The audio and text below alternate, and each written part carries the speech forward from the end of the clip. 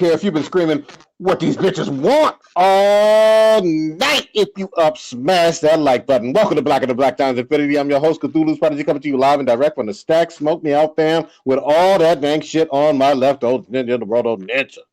Dog gonna get you. Dog gonna bite. On my far right, engineering on the ones and twos, choke people out on the threes and fours, Kronos.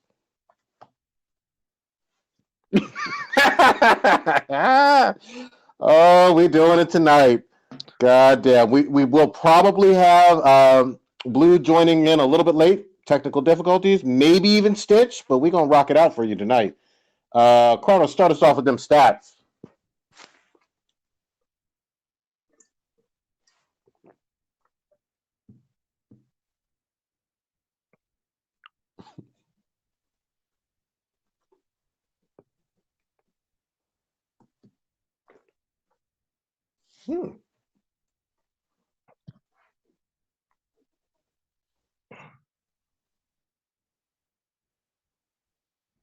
I just saw the go live.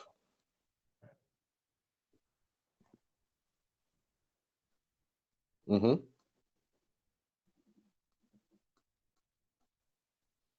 There you go. Good shit. 1 2 1 2.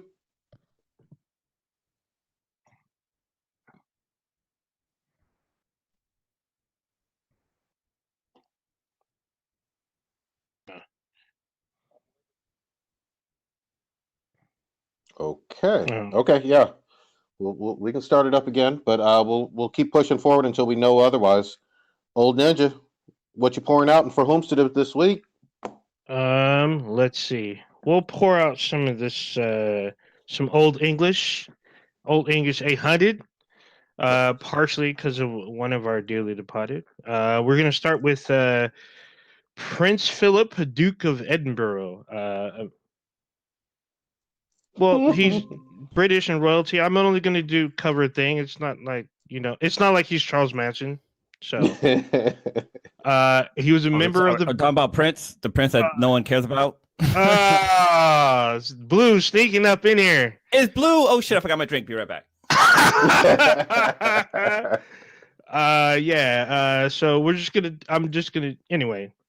He's a member of the British royal family. He had served in the British Royal Navy and fought in World War II at the age of 18. Also, at the age of 18, he was corresponding with the 13-year-old Princess Elizabeth. He was born. That sounds wrong.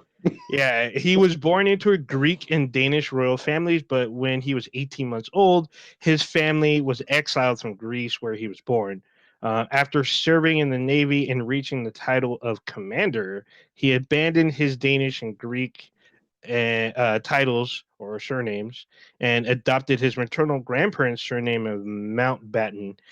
He was the longest living male member of the British royal family. He's also the longest serving monarch until he retired his royal duties in 2017. He died at the age of 99, 2 months before his 100th birthday. So I want to point out just really quick, he married Queen Elizabeth on her 21st birthday. He asked her father for her hand in marriage when she was 20 years old. So how you gonna be married to a queen but you ain't no king? He married a princess. I know. Also, I'm just gonna throw the shade out there. This guy was a literal living embodiment of colonial stuff or colonial times. I mean, he was certainly at age 99 around for the British Empire and colonies in India and all that other stuff. So yeah, I mean, but he reached 18 at the beginning of World War II. So old fuck, yeah, old as hell. Like 99, right? Yeah, he died at 99, 2 months before he hit 100.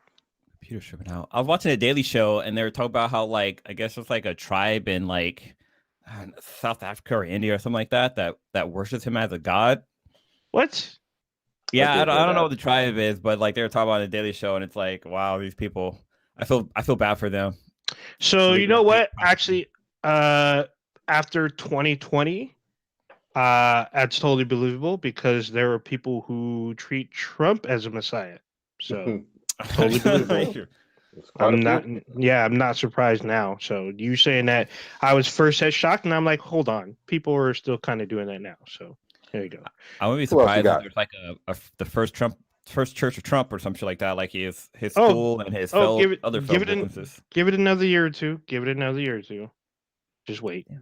Yeah, Next up on our list is Earl Simmons, better known by his stage name of DMX, which actually stands for Dark Man X, hip hop icon and rapper, which brought back the record label of Def Jam Records back from the brink.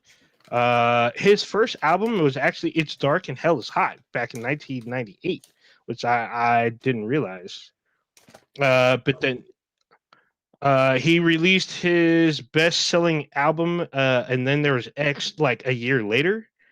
He also had some singles in 2003, like "Where the Hood At," "X Gonna Give It to You." He was the first artist to debut at #1 5 times in a row on Billboard 200 charts. DMX is also featured in a bunch of films such as Belly, Roman Must Die, Exit Wounds, Greatest is Grave, and Last Hour, which I have not seen actually. He was also part of a reality TV show, DMX Soul of a Man. I guess there was also hip hop, Love and Hip Hop, I think, or something similar to that. And then he also had a book titled Earl, the autobiography of EMX, or Earl is an acronym, which I don't know what it's for, but it's called Memoir. This guy was actually, I was talking to Prodigy about this probably last year around this time, where I was asking him, where are all the angry rappers? Because DMX was an angry dude. Probably the last angry rapper I heard was Eminem, but before that, it was nothing. Back in the day, it was DMX or Mystical. Those two were the two most angry back in the late 90s. And DMX had a bunch of bangers. He's had problems with drugs and alcohol. He also suffered from asthma. He was also a devout Christian, which is very, very interesting, because if you listen to his albums, there's be a track about killing and punching people, and then there's a track about prayer, God, and fear and love and stuff like that. So it's very, very interesting, strange to note, but he was very, very real. Can you imagine What do if he was y'all? a preacher? Because I mean, X gonna Sometimes. give it to you. Well, that Jesus he gonna also, give it to you. yeah, he also had a habit of closing out his shows with a prayer every time. So every show he would say some kind of prayer. I know Stitch is in here. I have to bring this up because we're probably not going to bring this up again. So he had some kind of crazy stuff happen in his life. He had a lot of crazy stuff happen in his life. One of which where apparently he was seeking, or the IRS was seeking millions of dollars in back taxes because he wasn't paying shit. But then he also had some crazy I guess fucking. X is gonna give it to you. Yeah, well, I guess he had this thing where he pulled over some guy and claimed that he was an FBI agent, and it was all bad because DMX went to jail for it. So a lot of people were speculating about it. If you watch The Breakfast Club, so if you don't know what The Breakfast Club is, it's a radio TV show which is filmed. It was on VH1. I don't know if it still is, but you can listen to it syndicated. I think throughout the entire U.S. But you can watch it online on YouTube. But he talks about how he wasn't on drugs, or he claims he wasn't on drugs. He said he was pissed.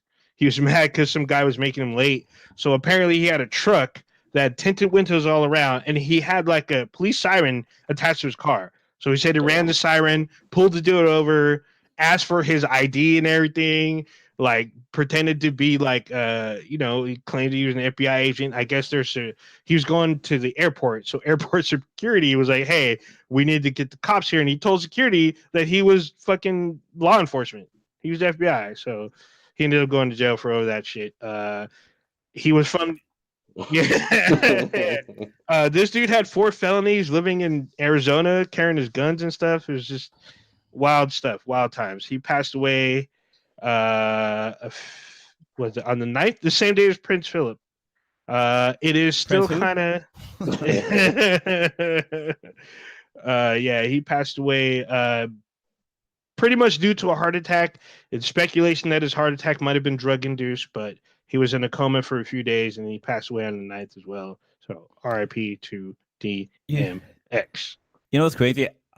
Oh, sorry. Go ahead. No, I was just gonna say I watched one of his interviews recently. Like I think it was like a year ago. He was on like GQ or something like that. Oh yeah, And he talks the way he fucking raps. Like he was talking so fast. I was like, holy shit, he's not rapping at all. That's just the way he talks. Go ahead, Carlos.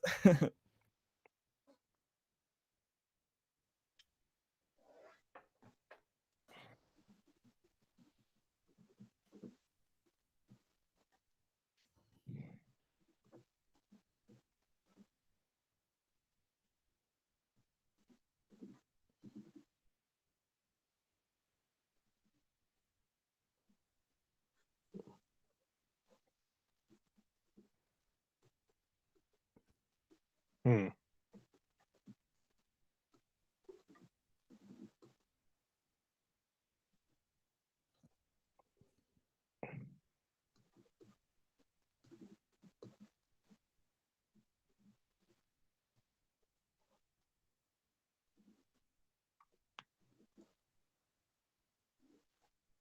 Mhm.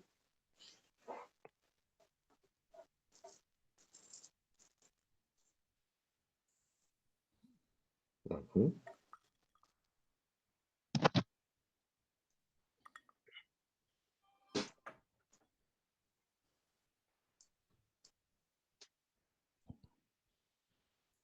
Hmm.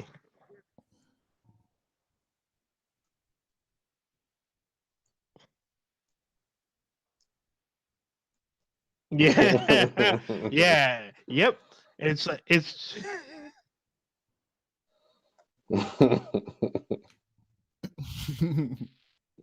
yeah, yeah. I think the most prominent in that is the song "What's My Name" because he says that, and then he says "suck my dick," and then he says all you niggas that have been to jail know it's about to get thick, and I'm like, hold on, what are you trying to say here? Like, He's on what's pause. going on? Pause, no homo. Yeah,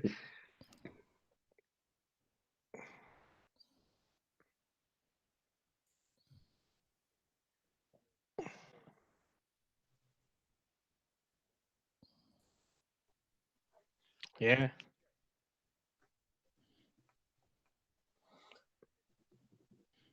Hmm. Yep. Yeah,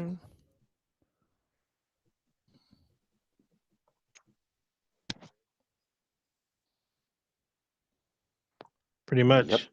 I mean, I didn't mention though he had the Rough Riders crew because I didn't know what Rough Riders was until he had the anthem out there, and it was like basically a bikers club that I knew about. There's Rough Riders across the nation, and he had Eve, the rapper Eve, was part of his crew. She was Rough Riders crew, still repping Rough Riders even after they like didn't make music together. So There you go. he just Hey, DMX Carlos, has a legacy in hip hop, so respect it. do you... So it looks like they can't hear you in the chat. Shh. Yeah, they're saying that they can't hear you. Yeah. Yeah, we Oh can hear yeah, you. Yes. Loud and clear. Is the chat yeah. is the chat saying specifically only Kronos Yeah, or they're saying all it's of us? Kronos. Cake Man and Clay.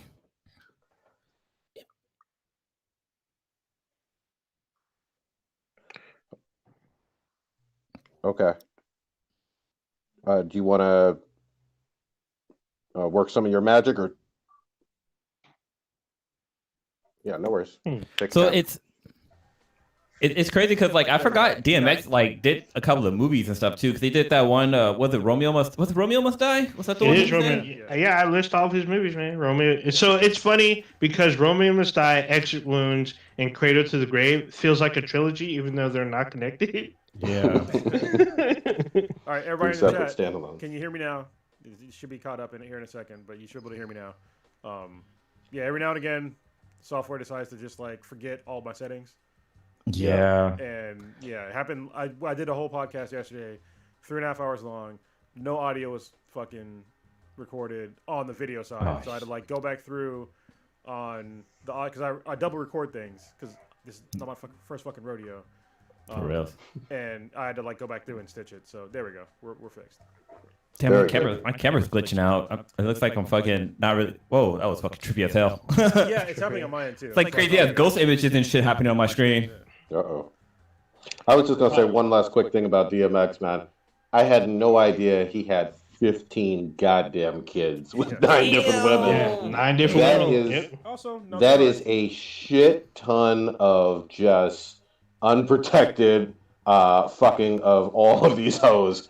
So- What in the entire fuck, man? That's off the So hook. according to him, those kids came from broken condoms.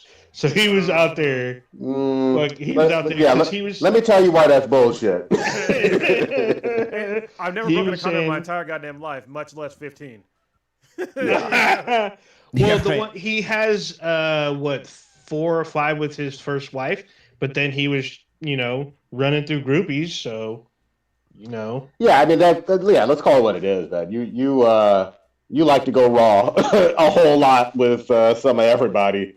But yeah, 15 kids is a whole fucking lot. I hope they're all taken care of because he certainly sold a whole lot of fucking records and whatnot. But goddamn, Who's Yeah, that?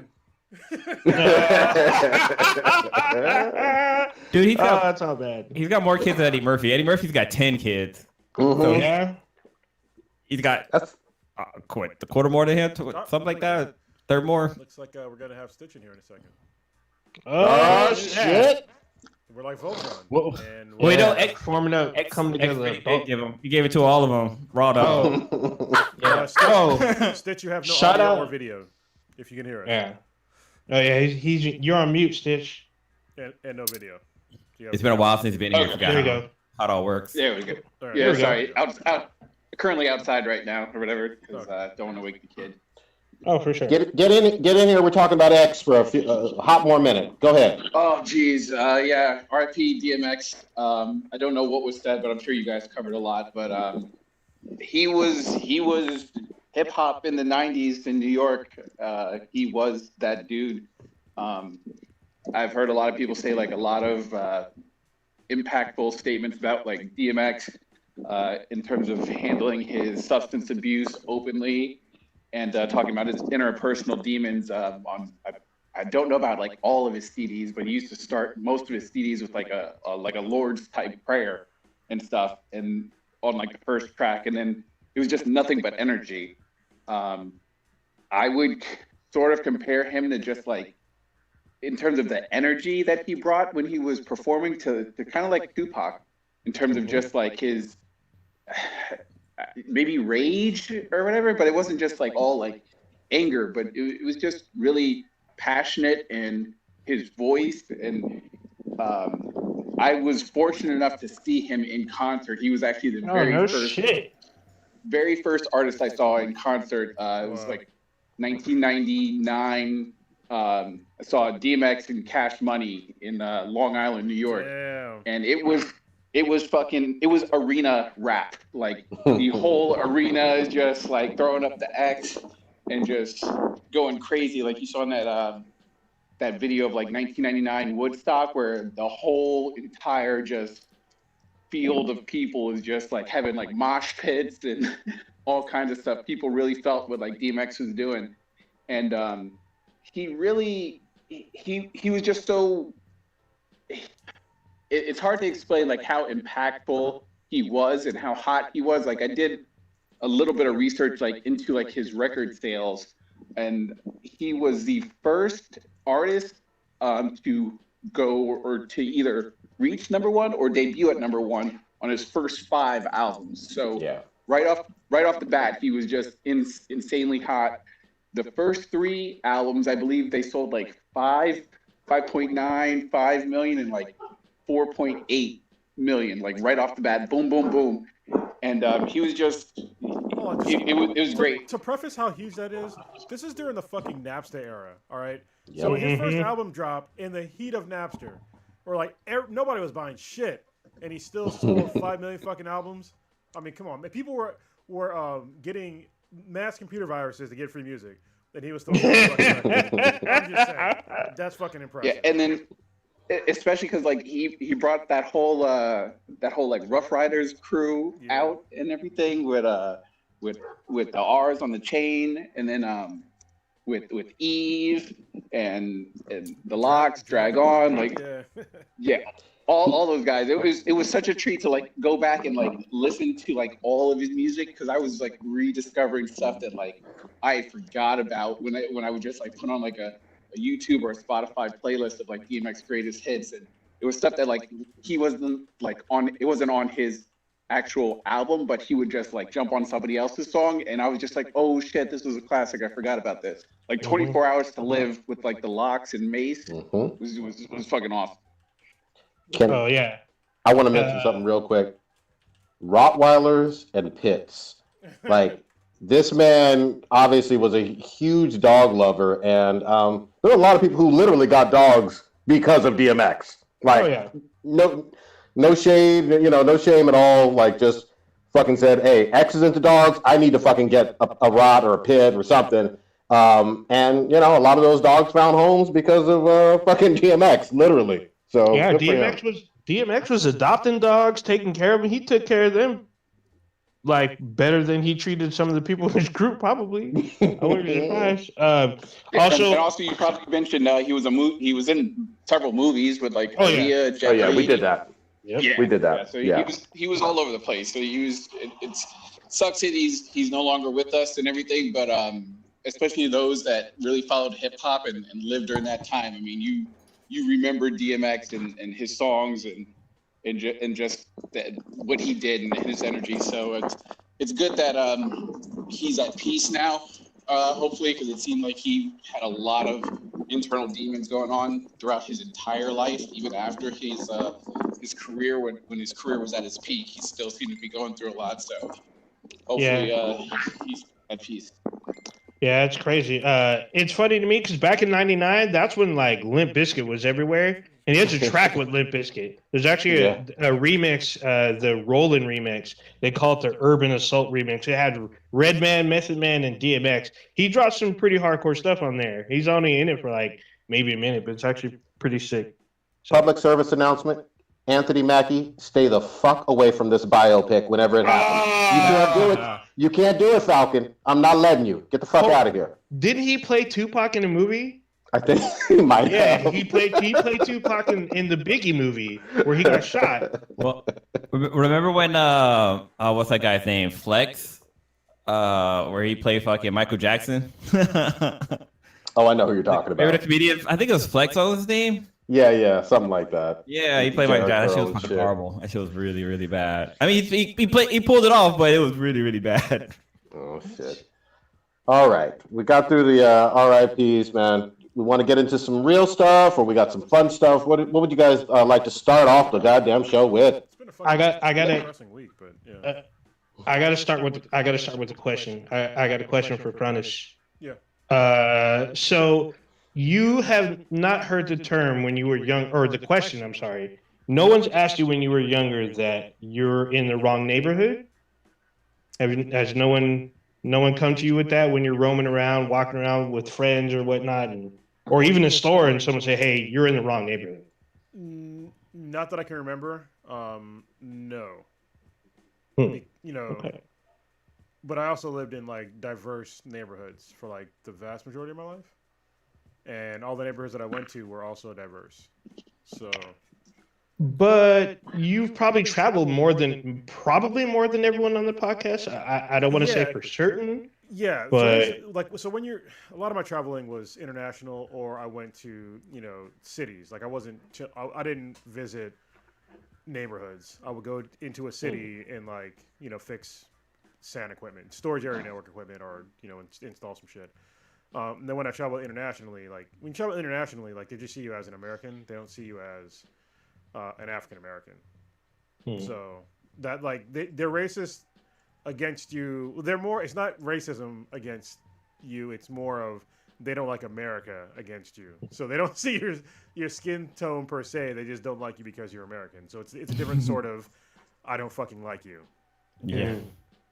Yeah. Anybody that's ever traveled probably has the same sentiment. Especially once you start talking. Even when I went to Africa, it was the same deal. Like people would look at me kind of funny because you could tell, pick me out of a crowd, that I was an American. So Yeah, or I guess we're gonna go right into like the racist shit, like Yeah, go ahead. Understanding what Oden's just talking about is there was a video, videos upon videos that have been coming out recently. This is like a never-ending vortex of suck to be black in America, because it's like we literally at this point in time, there's no time to grieve, because it's a tragedy after fucking tragedy. You know, month after month, week after week, even after we have, you know, mass protests and riots and looting, you know, against police brutality and racism. And it seems like America is just kind of doubling down at this point in time with racist shit. And the one that Olden's just talking about is there was a guy, his name, I forget his fucking name. I don't even want to say his name. But it was some dude the other day. He was in the army. He was a sergeant of some sort. I don't know the entire army fucking enlisted structure, but he's like a 42-year-old guy, so he was probably like a staff sergeant or above, or whatever the equivalent is in the fucking army. And there was some black kid that was walking around, and he was giving the black kid shit, and he started shoving him, talking about how, you know, you're in the wrong neighborhood. And it's like, where do you live? This isn't where you belong. And it's like, these are all coded words for this is a white neighborhood. You don't belong here because you're black. Yeah. And I think that people need to wake up and see that this is what the fuck he is saying, is that you don't belong here because of your skin tone. And some people don't realize that it happens. They think that racism is done. They think that slavery was such a long time ago, but look, we're still living through this shit. And the podcast I did yesterday, we were talking. It was with 2 other Marines that are still in the Marine Corps, and we're talking about like some racist shit, you know, about even in the Marine Corps, because I've seen a bunch of Marines that are veterans, and they talk about, oh, there's no racism in the military, and I used to, you know, parrot the same fucking thing, but I'm like, no, there is fucking racism in the military. There definitely is. So in the Marine Corps specifically, like they talk about there's no racism in the Marine Corps, but then they'll also say there's only green or dark green. It's like, okay, so you already separated us. So what the fuck are you talking about? You can't say there's no fucking racism when you're clearly saying that there's either green, which is like normal white people, and then dark green, which is the others. So it's little shit like that I just kind of ignored, and it's like, oh, that's not racist, but it is. It's like you're still separating us on some level when there's really no need to separate us at all. And then I've seen shit pop off through like between people because they were black and white, like in the Marine Corps. And I've seen racist shit happen in the Army. It's even more extreme because they have less control over their soldiers. And anybody that was in the Army, you can try to refute that. But I'll refute that. When I was going to Iraq, there were signs up like everywhere talking about, you know, it was about sexual assault. And it's like, you guys have a problem with sexual assault in the fucking, like, what the fuck, in a war zone? And you guys have a problem with sexual assault? So there's a discipline problem in the Army, all right, that exists. And there's a discipline problem in, like, other branches as well, but it's especially in the Army. And it was highlighted with the fact that this guy was, like, totally getting in this kid's, like, he's literally, like, the guy is huge compared to this kid. He's, like, at least 75 pounds in this kid. And he's getting aggressive with him. He fucking pushes him. And the guy, because like his wife asked him something, and the kid is trying to answer, and then he's like, "Don't talk to my fucking wife." And then he starts pushing him, "Get the fuck out of here!" So you fucking, I'm like, "What the fuck? Like, what do you mean? This is your neighborhood, or you don't belong here?" Like, the kid lives there, and he just thought it was just, it's a white neighborhood, and they arrested the guy. Go ahead. No, go ahead, please. Can I point out something really quickly? Yeah. Because I recently just saw the video this evening. Part of the exchange, the kid asks him, flips it on him, and says, "How long have you been here?" Yeah. And he said, "I don't want to answer that." Or whatever. Well, as it turns out, the black kid had been living there much longer than this Army sergeant. Yeah. And so, let me full stop say this.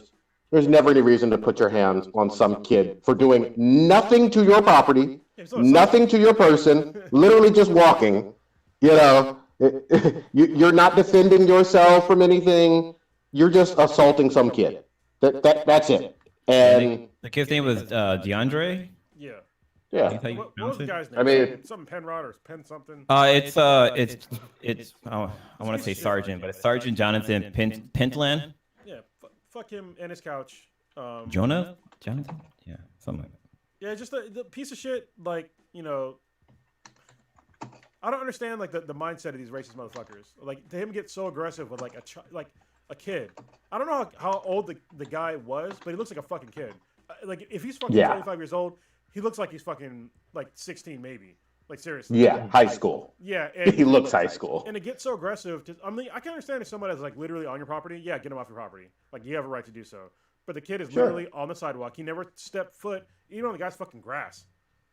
And he gets so angry about somebody that doesn't look like him being in his neighborhood. It's just like, meanwhile, people are telling us, you know, oh, America's not racist. Like, oh, okay, sure. And then we're starting with the least egregious thing that happened in the past 4 fucking days is what we're talking about right now. This is the least. At least it didn't fucking die. You know what I mean? Exactly.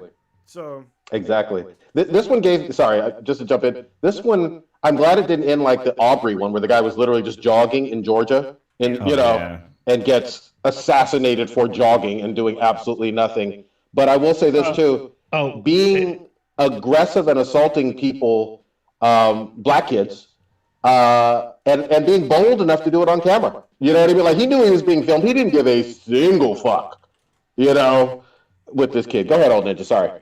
I wanted to add real quick. In Aubrey's situation, the very same thing happened. They asked him, basically, what are you doing in this neighborhood? What are you doing here? What are you doing out here? Why are you doing this? And they approach him with guns. They approach the guy with guns. It's like, if you're out jogging and someone comes at you with the gun, you're gonna probably keep running because they're not police officers. They're in plain clothes and they don't identify as police officers. So, you know, it turns into an altercation, and unfortunately, Aubrey lost his life in this.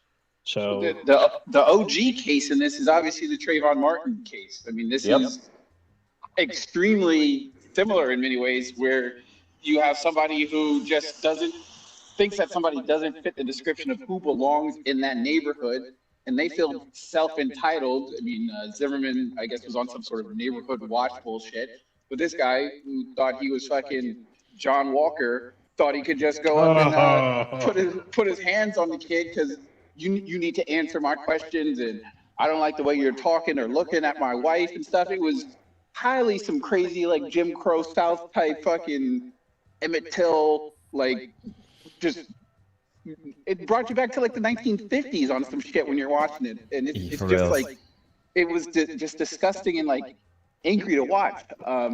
I saw people, I guess, decided to have a protest outside his house and stuff later on, which is awesome and good. Make that dude's life uncomfortable in a non-violent way, and protest outside of that guy's house or whatever, and hold him accountable for acting like a goddamn racist fool. I like that you brought up like how, like, you know, this takes you back to like the 50s and shit like that, because like watching a video, it made me think I can't remember where I saw this at. It might have been probably one of those Netflix documentary where like the little black girls, how they go through a white neighborhood and they're like crying, talking about how like this little white kid threw a rock at her, telling her that they shouldn't be in the neighborhood. I'm like, man, this is like damn near almost seen like, not word for word, but it's like the same fucking situation basically all over again. This kid's just walking through a neighborhood. It turns out to be his neighborhood, and he gets fucking yelled at and shoved and pushed, telling him that he doesn't belong there. It's like, what the fuck? This is what's disturbing to me is like, listen, at some point, you're gonna meet the wrong one, and like it's gonna. I've seen it happen on some videos where like you're gonna meet the wrong one, and they're gonna exercise their American rights to fuck you up, possibly kill you. Listen, if I'm walking around any neighborhood and I'm on a sidewalk and you put your hands on me, like, you're fucking done. The minute you do it, you're done. Like, I don't give a fuck who the fuck you are. I don't give a fuck what the fuck you're doing. You put your hands on me and it's a wrap, because I have the right to defend myself. And the fact that these people are reliant on, you know, traditionally law enforcement being on their side, because the other side of this story is that after all this happened, the police came because the police were called, and they told the guy's kid's name was Deontay, right? They told Deontay that, listen, we can't really charge him with much. It'd be like some really minor property damage, because he slapped the kid's phone out of his hand after the video was over, the one that I watched, and that's basically the only thing they can charge him with. And it was like, okay, but then after the video came out, then all of a sudden they arrest the guy. Of course. So it's like, this is a problem with our society. The fact that you have the police there on site that don't want to do anything because it's a fucking white guy. And all of a sudden, now they see the social pressure put upon them and their police force. Then all of a sudden, you have the correct reaction that should happen the first fucking time. Because what if it was reversed? What if it was some fucking white kid that was walking on a sidewalk in a black neighborhood, and then some black dude started pushing this white kid and was yelling in his face to get the fuck out of his neighborhood? And then somebody called the police. What would happen then? I can guarantee you it wouldn't be some minor bullshit. It wouldn't be like, oh, we can't do anything, even though he broke your phone. They would have they would put him in fucking handcuffs and put him in jail. Kicking indoors. Yeah, that'd be the best scenario that would happen. It's amazing. I agree. He also, again, he picked his target in a very interesting way. He didn't go at a full-grown man. With this. He's a coward. Yeah, it's very eerily similar. When we talked about some of the bullshit with elderly Asian people, you picking on someone who's half your fucking size and just bullying them for other racist reasons. But it's always interesting to me. You don't go up against. They don't seem to ever go up against people who are of the same size and height and girth and whatnot. They'll pick on children or elderly, and that's the bullshit, cowardly move that is intentional. I'm just going to call it like that. But they do it with firearms. Like they won't go against, they won't try to get into a physical altercation. They'll just pull out a firearm and just kill them. Exactly. Again, that's some cowardly shit. Like, I mean, don't get me wrong. Like, if your life is in danger, you feel like your life is actually in danger, then yeah, you have the right to defend yourself. But if somebody's literally just walking around your neighborhood and you're so fucking terrified that you feel the need to take somebody's life, then there's something seriously fucking wrong with you. Seriously wrong with you. Like, you are not comfortable in your own skin to see somebody that doesn't look like you and to go about your own day. Like, you don't see them as people. You see them as just like either property or animals, when you are the actual fucking animal. You're the person that cannot control themselves. You're the person that lives your life in fucking fear. You're the person that has, like, literally, you disregard human life. And these people should not be in this country. Those are the ones that should be in jail. Like, they're the ones that should be that should be removed from society because they have serious problems that they have not resolved within themselves. But here in America, for some reason, they get to walk free every day, and they'll be slaps on the wrist for the vast majority of them if their skin tone is the right skin tone. And it's America. A lot of us, it's at a tipping point, and we keep tipping more and more and more towards a certain direction. And goddamn, like, the things that they actually fear are gonna happen if you keep acting this way. You can't keep kicking a fucking dog, and expect the dog not to eventually fucking bite you. Yep. I can guarantee you he's watched a whole lot of cuck videos or had some cuck stuff going on in his life. And that wife literally does love BBC. He's tired of watching her take all that pipe. I'm telling you now, man. My dick could do stuff. So, I'm reading an article talking about it. This is on NBC News. And the sheriff, Leo Lolt, talks about the situation. And he saw... This just pissed me off altogether. Just one fucking line, but it says, "We're not going to let people be bullied in our community, and if you are, then you're going to answer for it, motherfucker." Right? Like, if you'd answer for it, the shit took place like right away, and didn't have to like have the media get their hands on it for them to eventually act on it. Yeah, he would have been arrested. As the police called them, they would have actually believed the black guy, but they didn't. They were just like, oh, well, I see that he cracked your phone screen, even though there's multiple video accounts of, like, what happened. No, yeah. we can only get him for, property damage. Like, for real? For real. Wild. And then eventually they arrested him for battery, for third-degree assault and battery. Well, only because we have other ones to address. You want to take the other one, the next one, or... I don't even know which one you wanted to address next. Whoever wants to go. They're all very. I mean, to me, it's distressing. Like I Why said, don't we talk about Lieutenant? God, I want to pronounce his name correctly. Nazario in the VA PD. Jesus fucking This was in uniform. The traffic stop. I know we've gone over it in the chat a little bit. You want to set it up? Either Kronos, somebody. Stitch, you watch the video? I watched all 30 minutes of it. So. Yeah, I watched the body cam video.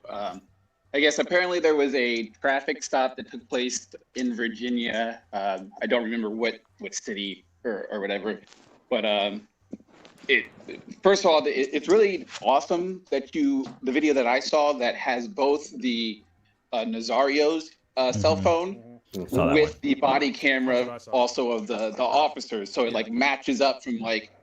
You have three different, I think it's three different point of views or whatever, which is really cool to see or whatever, because I mean, it's rare that actually happens. But it starts off and the vehicle pulls over into this well-lit gas station, and two officers jump out, start barking commands, telling the guy to, he gets on the radio and says, whatever radio's in, I'm making a felony stop and everything. So I'm like, okay. That's kind of odd, but whatever. He starts barking orders, telling the guy to get out the car, turn the car off, and just pretty much screaming at him, guns pointed. And Nazario is calm about the entire thing. Hands are out the window. He's like, what's going on? What did I do wrong? What did I do wrong? Not escalating the situation, just remaining calm. And the two officers are just like nonstop fucking screaming at him and everything. So eventually it appeared that one of the officers, I guess, was a rookie or in his field training phase where he's just new on the street. So he rides with a training officer. Yeah, hold on. So real quick, before you go into that, I just want to ask you a general question. So I understand that he's supposed to be like on FTO, right? But right. The problem is that he was driving a car. What does that acronym mean for the? Field what does that acronym mean? Go ahead. Yeah, field training officer. Okay, sorry. Go ahead. But the problem was when people talk about he was, FTO. He's the one that called the thing in, like the actual the felony traffic stop, which it wasn't. But right. And then the other guy responded. So if he was like, there was no FTO officer with him when he originally called it in. So when people were talking about like the FTO officer. Or like having like an FTO, I'm like, how was it FTO when he was by himself, and then he called somebody else in? So it seems very odd to me that they're using that term. I thought I'd have to rewatch it or whatever. I thought they were both in the same car. No, I thought the one got out the. Oh, okay. There's two cars. Like you can even see if you rewatch it. There's two cars. Oh, okay.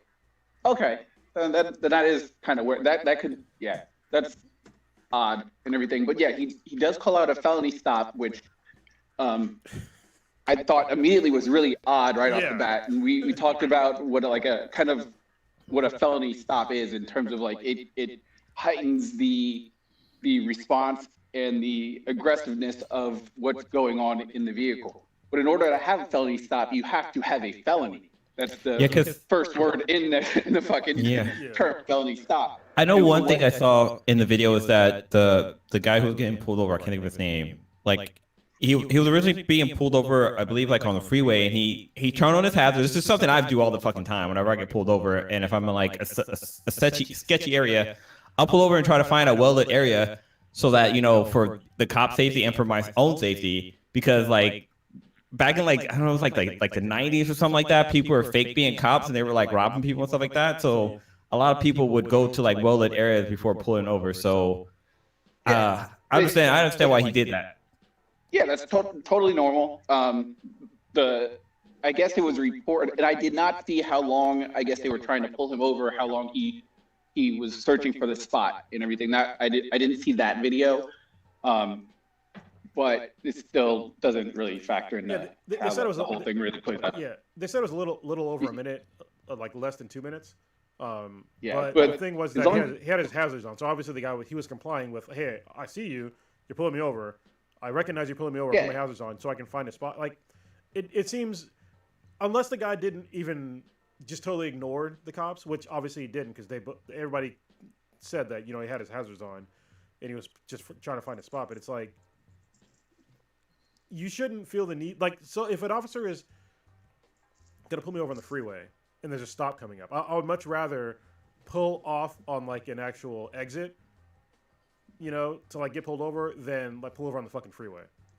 I mean, that make more sense for like safety, like just in general safety, especially at night. Yeah. So he calls it out as a felony stop. It's not a felony. It was later talked about that I guess there was no tags on the vehicle, but the vehicle was new, so it had like a temporary tag in the window, which I appear to maybe see in the actual like video and stuff. So that was kind of odd to me. And then they just nonstop screaming, barking orders at the person. There's no felony to my understanding, and there gets to a point where the guy he's got his arms out. He doesn't feel comfortable getting out of the vehicle, making any sudden movements or anything. And the one officer, I'll just call him the senior officer, even though I guess there wasn't an FTO phase or FTO officer.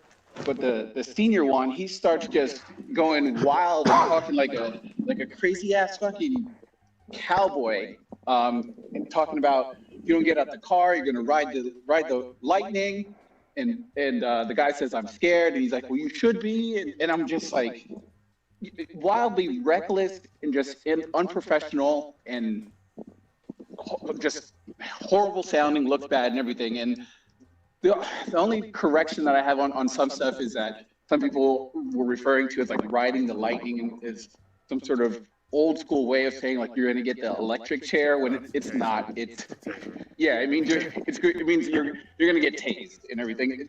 But the problem with that is, if you're giving commands to somebody, you don't want to use slang that only you're going to understand. You want to use clear, concise language that the person you are giving the commands to is going to understand.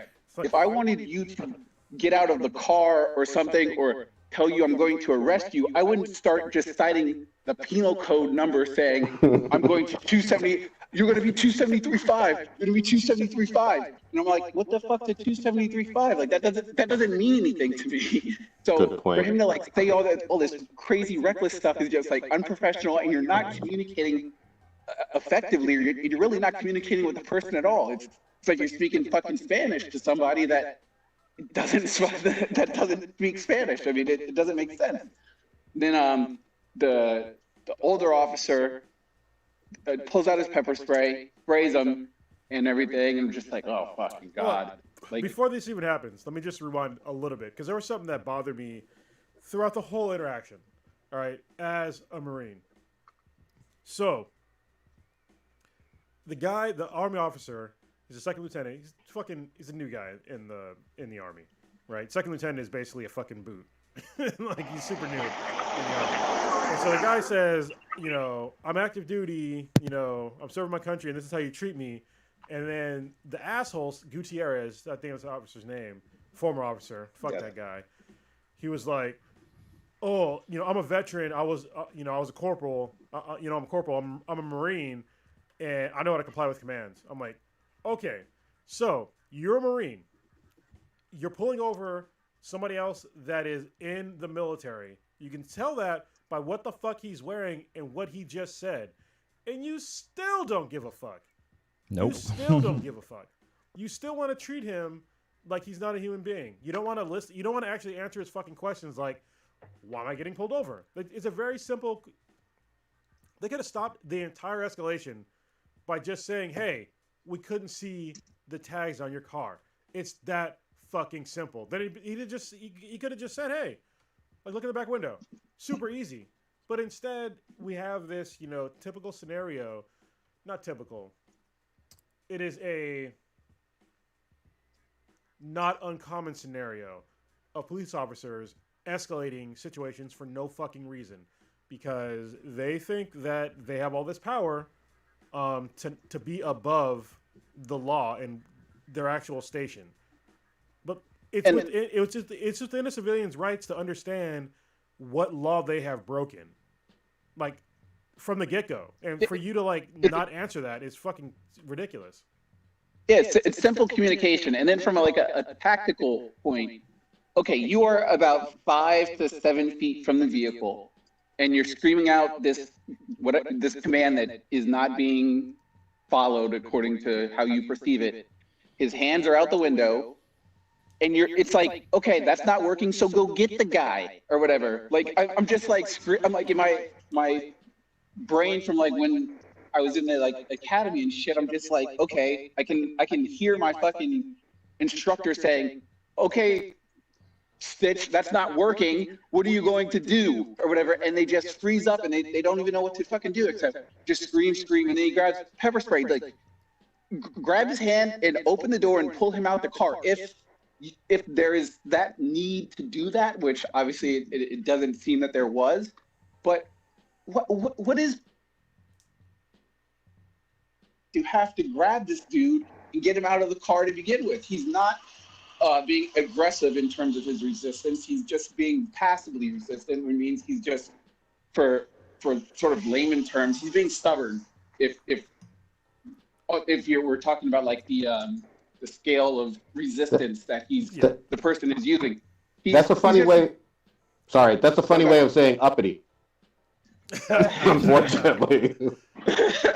Well, I mean, we'll get into it when we talk about some of the other use of forces that happen later on. But yeah, he's not saying I'm gonna fuck you up if you try to get me out of this car. He doesn't have his fist balled up. He's not showing any sort of signs of aggression. So that's why they say he's being passively resistant or whatever. He's not following your commands, but he's just sitting there or whatever. So okay, you and your partner open the door because it's right there. You see his hands, so there's no threat. He's not going to shoot you with a gun with his foot or anything. And then just have him get out of the car. And you don't have this massive fucking viral thing. You probably still got your job and your pension, and your face isn't all over the internet. But just poor training, poor tactics, just a complete meltdown. Can I mention something? And I can't remember what point of the video because I saw it from a whole bunch of different angles and it's pretty long. But there's a point where it's keep your hand where he's being told at gunpoint, keep your hands where I can see them, open the door, and take off your seatbelt. Now, I'm going to tell you this straight up.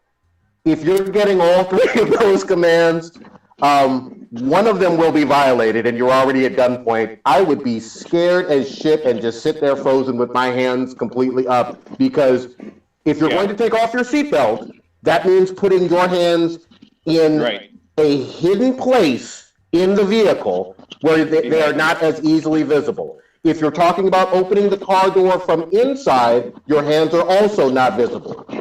But, keeping your hands where they can be seen, which he pretty much did, and they were outside of the vehicle, windows down and whatnot, that was on purpose. And I just have to point that out. When you're giving contradictory instructions, it smells like a fucking setup to execute somebody. Well, and also, one thing that needs to be really noted is that he had a firearm in his vehicle that was right next to him, literally in his fucking car door. So that's, especially given that, like knowing that, I wouldn't have fucking moved my hands either. Because I'd been like, I have a firearm right here, but you can't even say it because they might shoot you because you said it. So, honestly, what he did to me was like entirely rational. Like, listen, you need to hold on, we got background noise. We got a whole bunch of background noise. Yeah, Does someone need to be on mute? He muted. Okay, go ahead. But it's like, I'm gonna leave my hands out the fucking window because I'm not trying to get shot because I happen to have a firearm in my vehicle. So that whole thing was just like, it was incredibly stupid to me. Like I don't understand. I understand the one guy that was a straight up asshole. I understand why he got fired. All right, but the problem is that the other guy, who first said it was a felony stop, like there was no fucking felony stop. There was no felony. Like he literally committed 0 crimes from this. 0. All right, he got charged with nothing, and this is like later on in it. It gets even more. It gets even fucking worse, because he basically tries to blackmail him, like the Gutierrez guy, the Marine, the former police officer, piece of shit. He tried to blackmail him. Like at the very end of the video, he talks about, I was in the, Marine Corps, and listen, you have options, okay? And your options are you can do nothing, and we'll let this go. We're not going to give you any ticket. You're not going to do anything. Or we can charge you with, I think he said assault. And I was like, assault, and, resisting, and all these other fucking things. And I was just like, what? And he's like, and it's going to mess up your career. Like, which it would, because it'd be double jeopardy. Which he actually explained it correctly, because it would be double jeopardy. Still. And I was just like, are you serious? Like, you're trying to like be like the good guy right now when you literally assaulted this man. You pepper sprayed you pepper sprayed him. You need him. You forced him onto the ground. You did all these things when you didn't have to do that shit. You're in the wrong, but you're trying to convince him that, oh well, if you just let it go away, you can keep your your military career. That to me was like one of the most fucked up things that you can do. Because he convinced the guy, at the time anyway, or he thought, to not pursue anything, because if you do, you could lose your career. That's a real piece of shit move right there.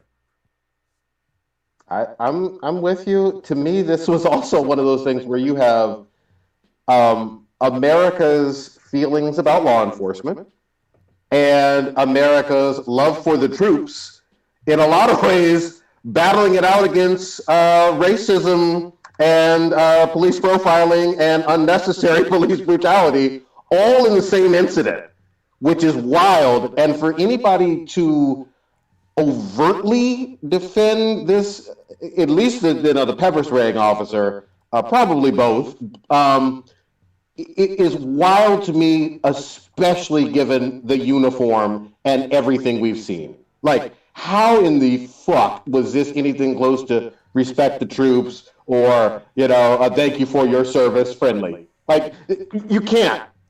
Did you smack the camera? It's the camera started automatically. Oh, okay. I thought you were like smacking us. No, smacking the I audience. Like, fuck y'all. Back to me. Yeah.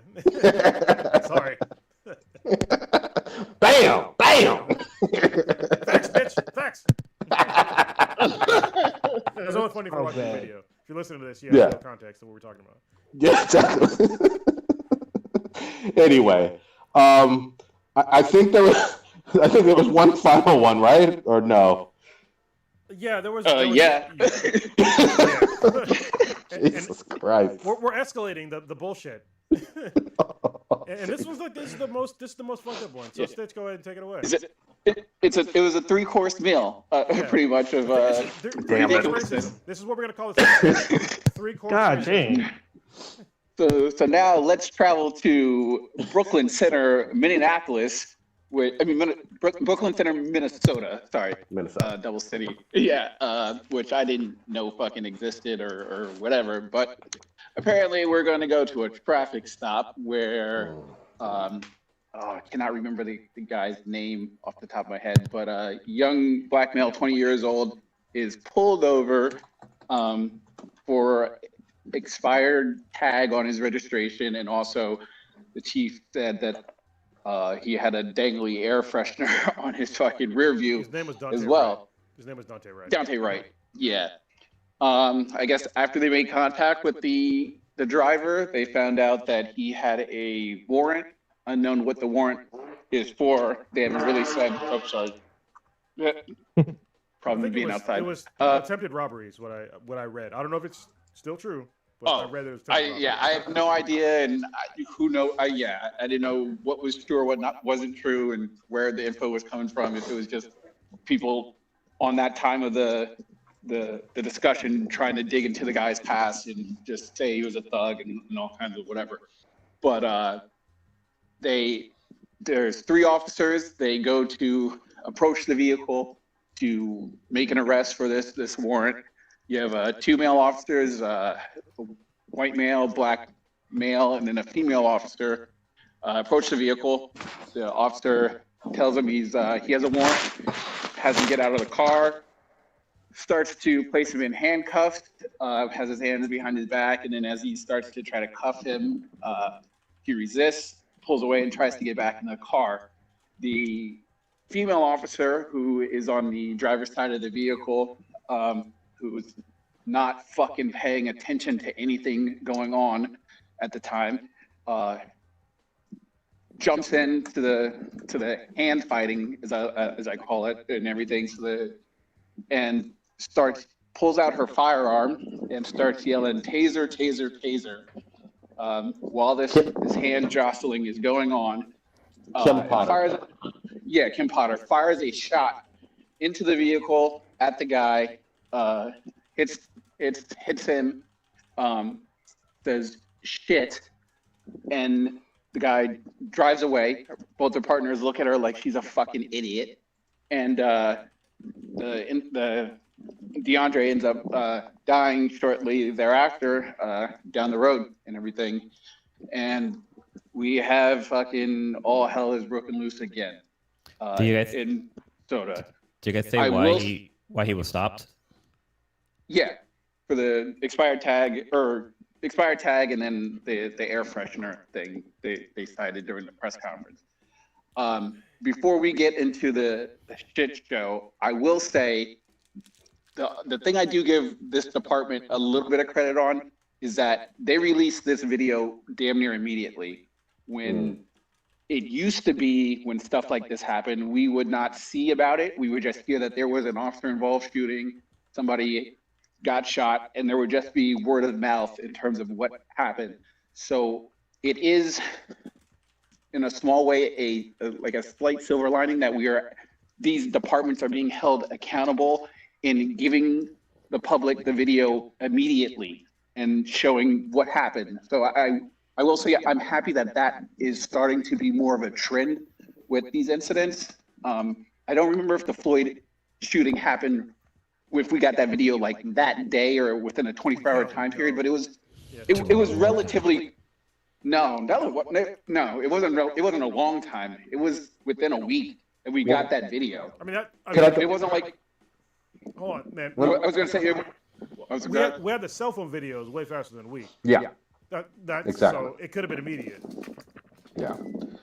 Can I go back though really quickly to the one that we just discussed in Virginia? That actually took place in December. Right. So just to be clear, we're obviously now in mid-April. There was a delay.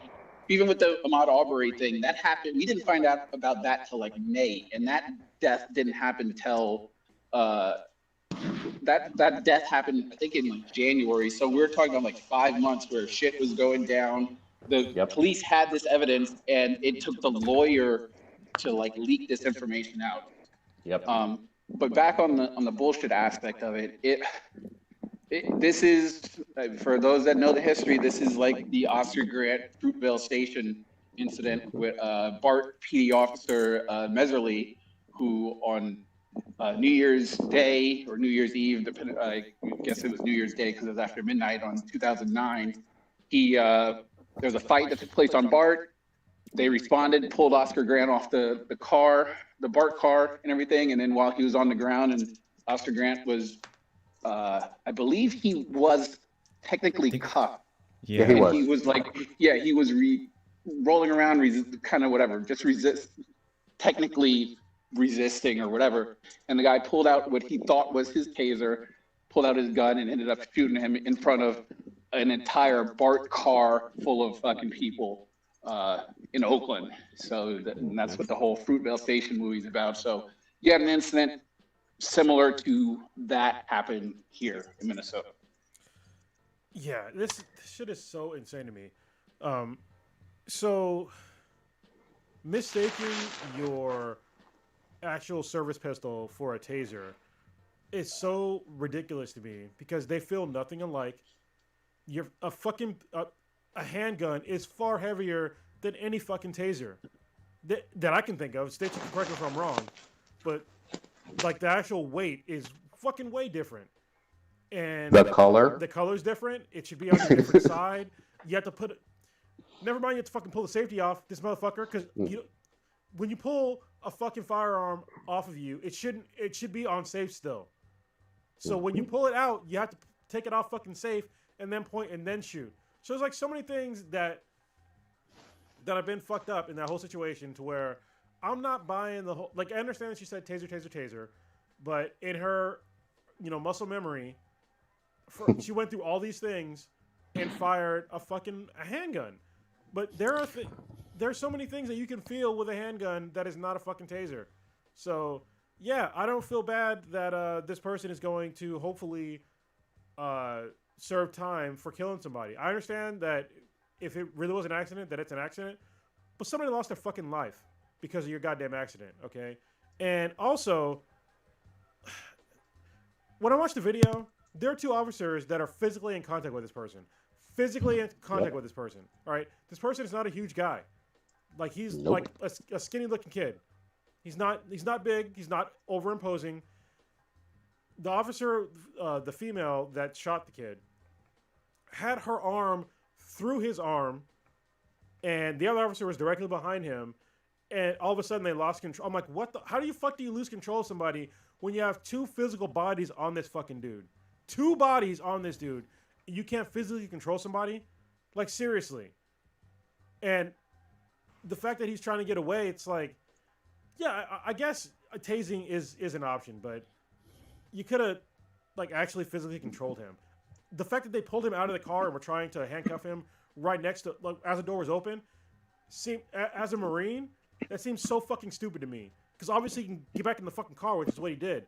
You should pull him away from the thing that he could use to escape, and then fucking handcuff him and do all the other things. That's not normal police protocol, right? Is handcuffing somebody in the fucking doorway of a goddamn car?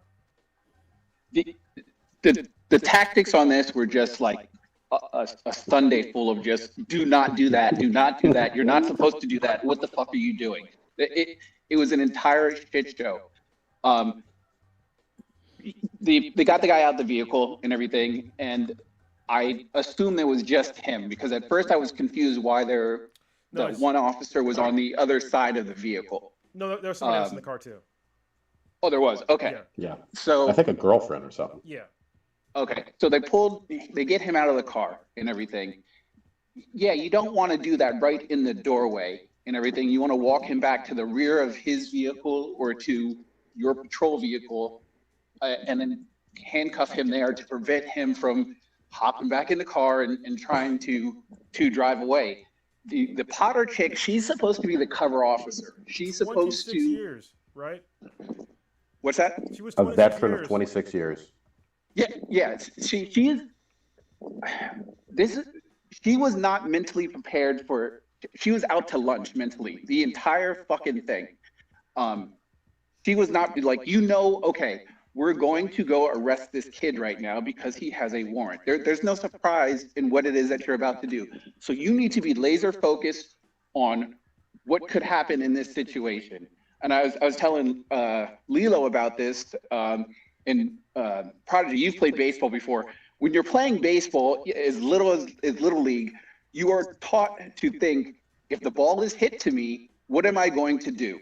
Where am I going to throw the ball? Am I throwing it to first base, second base, third base, or whatever? So if I'm approaching somebody and I know, all right, we're about to arrest him, I need to be hyper aware of, okay, where could he run to if he was going to run? What would I do if he pulled out a gun? What would I do if he tried to punch me, attack me?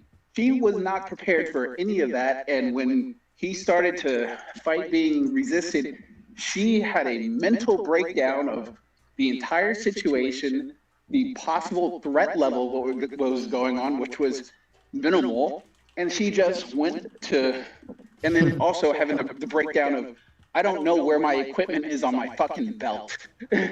She grabbed her gun, didn't know it was a fucking gun because she was so panicked because she wasn't fucking paying attention to anything going on. She didn't feel the difference in weight. She didn't notice the color because she was so mentally out to fucking lunch thinking about whatever the fuck was on her mind instead of making sure that her partner was safe, that the person that they were going to arrest, his safety, and he was going to be safe, and then her safety.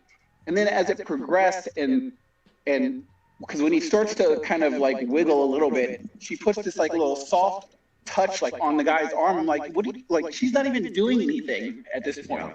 And then she pulls out her gun, yells taser, taser, taser, and then fires it within inches of firing it into her partner's back, Yeah. or whatever, or at least under his rib. And then the second officer who's entering the vehicle from the passenger side, he's in there like face first on the other side of the vehicle. So not only did you almost shoot your partner in the fucking rib and in the back, you almost shot your other partner in the fucking face. And and I talked about it in our group. I'm like, she's done. Like, no officer would ever want to work with her because she's a fucking reckless mess. And she normally when you're not paying attention, they always tell you the outcome is you're going to get yourself killed and everything. Mm-hmm. She literally got somebody else killed, and she almost got both of her partners killed. She almost got everybody else killed in this situation except her. No, So she, I like what go ahead, Blue, and then I'll. just a quick thing. I like what Clay, the bartender, said in the chat. He basically says that she's been a cop longer than that guy's been alive, which is fucking sad. So, Stitch, something you just said, like her being like reckless and nobody wants to work with her. I don't believe that. I don't buy it for a second, because last year we had that guy in Kenosha who shot that guy 7 times in the back, and today he's back on the force. Mm. He Yeah. shot a guy I remember that one. 7 times in the back. There was no mistake about fucking taser or fucking firearm. Like, he shot a guy 7 times in the back, and there was kids in the car, and this guy's back on the force. No charges, like no issues found with this guy. what I'm saying, the difference is with no one wanting to work with her is because she almost got her partners killed. I mean, yeah, the guy in Kenosha, he was a shitty cop involved in the Jacob Blake shooting, and But he I also didn't put agree. people's lives in danger. So this is the problem. He Like, didn't he didn't almost shoot his partner. He didn't almost shoot both of his partners and everything, and that's like a major, highly red flag in terms of like police work. Stitch, let me clarify. He almost shot other people. I don't care if they were police officers or not. There was kids in the car. He shot this guy in the back 7 times with other people in the car. But what I'm saying is that's why other officers wouldn't want to work with her again, so her career was done. So In terms of like how she's perceived. I agree with you, like reckless and disregard for life. I'm not arguing with that. What I'm saying is that the people in her department, the so-called, well, no, I don't want to say so-called because I don't want to say it like it doesn't exist, but the blue line in terms of like, yeah, I'm going to have my partners back, that's gone when you almost kill your partner or do something to get your partner killed. Like that fades away, and you're a leopard. You're an albatross. You're on your own island when you do something like that. Well, this is my whole thing, man. Like, not whole thing, but this is what's odd to me. And don't get me wrong. Obviously, I'm a Marine. I understand that. I value other Marines' lives as well. When it comes to like elevating your life when your actual purpose is to protect and serve your community, and you're literally putting your community at risk by shooting somebody in the back point blank range 7 times when people are in the same vehicle. To me, that's fucking reckless as shit. And that your actual purpose should be to protect and serve your community. And yeah, I get the whole blue line thing, but I mean, those are fucking people too, man. Like, the people that you're actually getting paid to protect. I agree. I'm not paying just police saying, officers like, to from protect the themselves. Yeah, I'm just saying in terms of like the sort of subculture that goes onto it. Like, if to put it in simple terms, like we're all boys on here. I don't think I could be friends with any of you guys if you put a gun in my face and fired it or whatever. I think we would have some problems in terms of how our friendship would work and evolve from that like aspect. Yeah, And but then, Even like, my Nerf gun? But at the same time, like honestly, if like one of you guys put a gun in somebody else's face and start firing it like for no reason, like we wouldn't be friends anymore. Like, Yeah, there'd be issues all the way around. I'm just going to say this. I'm not belittling it at all. Don't get me wrong, but this is the worst episode of Black Patrol I've ever fucking seen. This did not have the same kind of fucking ending. She did not suck anybody off. She didn't take him to the back. None of that happened. Unfortunately, this guy. I don't want to belittle it. This guy lost his fucking life for no fucking reason. This fucking sucks, man. Like, look, it's all bad, and Minnesota's going through some shit. Like, all of the George Floyd is still not George Floyd. Let me get it straight. Chauvin trial is going on for the murder of George Floyd. It's still going on in Minnesota. We don't have a verdict on that quite yet.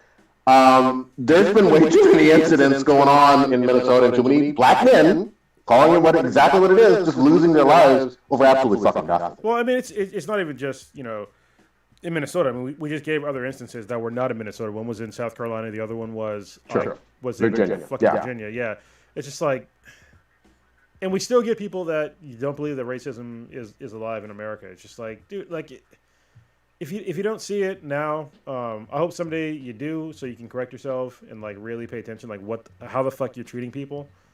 But it's wrong. It really needs to stop. And America is going to keep going backwards. We're going to go the way of Rome already. Like, we're already going down that fucking road. Having, the minority populations that do the vast majority of, hard labor jobs in America, continuing to live the lives in fear from law enforcement, is not a good look. And it's not a good way that we continue to be a society that can advance ourselves when we treat other people that don't look like us like fucking garbage. So I agree. Yeah, and it needs to. I don't give a fuck how it stops. Well, on some level, I do care. I don't want every fucking white person to die. Obviously, that's obviously extreme, but it needs to stop. And I don't know if America is prepared to like really take the steps necessary to make it stop, but if through either legislation or a community uprising or just people actually being better, if those gentle steps don't happen, then America's gonna have a fucking gigantic problem on their hands. And you mean the Kylie Jenner with the Pepsi ain't gonna help? No, that's just, it's not gonna, like, you can't keep doing this and expect us to just keep accepting it, except just getting shit on, on a daily basis. Like I said, it's a continuing vortex of fucking bullshit here in America. Like, living here as a minority of people, as a person of color, it's fucked up. And it's something I want to highlight, something that actually Prodigy talked about on I think Facebook a couple of days ago, something that I realized kind of a while ago. Okay. So when Black Lives Matter first happened, what happened? You got all these people like, all lives matter. Mm-hmm. Recently, we've had, Stop Asian Hate movement. Where the fuck is the Stop All Hate movement? Where is it? Like, seriously. Where's the Stop All Hate movement? You motherfuckers, the problem, what people are showing me is that the real problem is the word black. That's the problem. Yep. You don't give a fuck unless, black people are having a problem with something. And it's fucking wrong. Don't get it twisted. Yeah. Stop fucking with Asian people. Stop assaulting them, especially black people. All right, because I've seen a lot of black people assaulting Asians, and it's fucking stupid. It's disgusting. I get more angry when somebody of African descent does it than somebody else, only because we go through a similar amount of fucking bullshit here in America, if not more. So we should be more fucking compassionate when it comes to these sorts of issues. But like I said, at the same time, though, like, why is there no pushback against that movement? Why? Yeah. Because that all live stuff was going very, very strong and heavy. Sorry. Go ahead. No, go ahead, Blue. Sorry, you have got it. Go ahead. Well, no, because I had to go check on Bash, but the whole reason why the guy was pulled over was because of he had a warrant for his arrest because he missed a payment on some petty like marijuana charges, right? Is that some other story? Because I get there's a lot of fucking stuff happening in the world. I get my fucking stories confused. What did you say? I missed that. Sorry. No, so the guy who got stopped by the police officer who was shot by Officer Karen. Officer Karen. No, it wasn't Karen. Sorry, Karen. Fuck it. Damn. Well, people have called her Officer Karen online. But no, like the whole reason why he was stopped was for petty charge, like because he had a warrant for his arrest, right? And like his warrant was for like failure to make payments on some petty crime he did when he was a teenager. I thought it was he's accused of choking and robbing a woman If it says at gunpoint, then yeah, at gunpoint. Okay. That's what he was accused of. So Okay, I must be getting my stories confused. Whether it's true, I don't know. There's no fucking trial. Like obviously, we don't know the other side of the story. Nope. So I'm neutral on either end. Either way, though, Yeah. it's not worth shooting somebody on sight. I will say this: some of these hoes like getting choked. I'm serious. God dang. I always keep that bat on me, yo. You never know. Nobody caught that. Okay. Okay. He keeps his bat Okay. on. Okay. You know we could go on and on. There's way too many fucking incidents. This is from Fox Go News, ahead. so I don't even know if this is even fucking true. It's from Fox News. Because you know what they try to do is anytime somebody fucking... anytime a black man gets fucking killed for whatever reason, unarmed, they try to bring up anything. Oh, well, you know, he didn't take a shower on Tuesday. Or, you know, it's just like, why are you going... And then, meanwhile... You know, when somebody white is a mass fucking shooter, they try to show, oh, he's just, you know, misguided youth. It's like the guy who shot up like that Asian that killed a bunch of Asian people. They said like, oh, he had a bad fucking day. Are you fucking serious? Like, he was dealing with sex addiction and this and that and this and that. It's like he killed innocent fucking people. Yeah, they might have been sex workers, but not all of them were sex workers. He killed fucking innocent people on top of that. Like, fuck you, fuck whatever you fucking saying. Stop fucking hating on Asian people like this. When I heard that story and I heard the officers say like, "Oh, he was just having a bad day," I was like, "Are you fucking kidding me? He murdered fucking people. Like, come on, like, shut the fuck up with that bullshit." It wasn't even. They weren't proven to be sex workers. They were massage therapists. Yeah, because he went to massage parlors. He didn't go to an adult bookstore. He didn't go to the plethora of strip clubs that are in Atlanta. He went to a massage therapist. He went to 3 of them, and they intercepted him on his way to Florida to more massage parlors by his own admittance. Yep. So arrested alive. Yeah, no shots fired, nothing, and he just killed 8 people. They didn't approach him as if he was a threat. They're just like, "Oh, you must be a nice boy from this area. Are you feeling okay, son? We gotta take you in. We gotta take you in." Yeah, but if you're, you know, like a young black male walking through a suburban area and you see a nice white lady and you say hi, all of a sudden, what the fuck you doing here, kid? You in the wrong neighborhood. Don't fucking look at me. Don't look at my fucking wife. Keep on stepping. Well, go now. You know what's insane to me is the whole like expired tags or expired license plate, expired registration, whatever. During the time of COVID, that's fucking common. Because a lot of DMVs shut the fuck down because of COVID, and unless you have you know internet and you know how to fucking use it online, there's a high likelihood that you literally could not get your tags during this time. And I believe I read a story that a lot of departments know that, and so they're being more lenient on shit like that because literally people did not have time to get tags because of COVID. Don't forget, you know, as a side note, on top of that, the fucking post office has been on some serious bullshit from back in the Trump days till right fucking now. I literally mailed some books to a friend of mine in Sacramento. That shit took 3.5 fucking weeks to get there. I was like, yeah. Bro, you could have driven there and been back in the same fucking day. Dude, I was about to repurchase the books because I was like, dude, you didn't get them yet? And it's like when I tried to get my tags for my fucking car, I was almost late for my own registration because it was like it just didn't come in the mail till fucking way later. That's weird because I got my tags right away. Like the moment I got it in the mail, because I got it 2 months in advance. I did it like within that time, so I'm like, this is probably gonna come maybe just before like it's due, and it came back in like 3.5 weeks. So I maybe I got lucky. Yeah, I'm pretty sure Sacramento is like less than 100 miles away. Yeah, it's about 175. No, not 170. It's about like 90 to 100. Yeah, but yeah. Yeah, Okay. you could have driven there and been back in the same day. I fucking know. Easily. You could have been back in fucking like less than 4 hours. yeah, he would have been back in 4 hours or less. It probably it'll cost you more in gas, but like since we're talking about deliveries, can we talk about Cronus's package that you received? You get a dildo? Wait, what's going on? What happened? Did I miss something?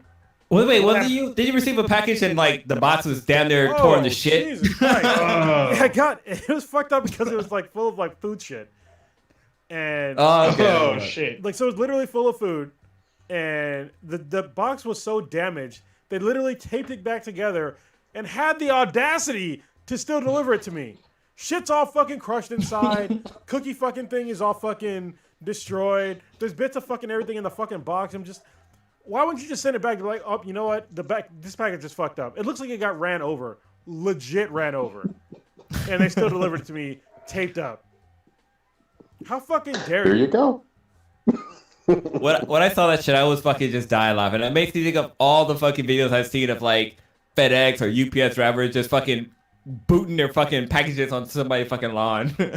Hell I yeah. mean, like I think it was I'm gonna get you sucker, or no, don't be a menace to Central while drinking juice in the hood, where like he throws a fucking package on the ground, just fucking drive over it like several fucking times before throwing it inside of the fucking car.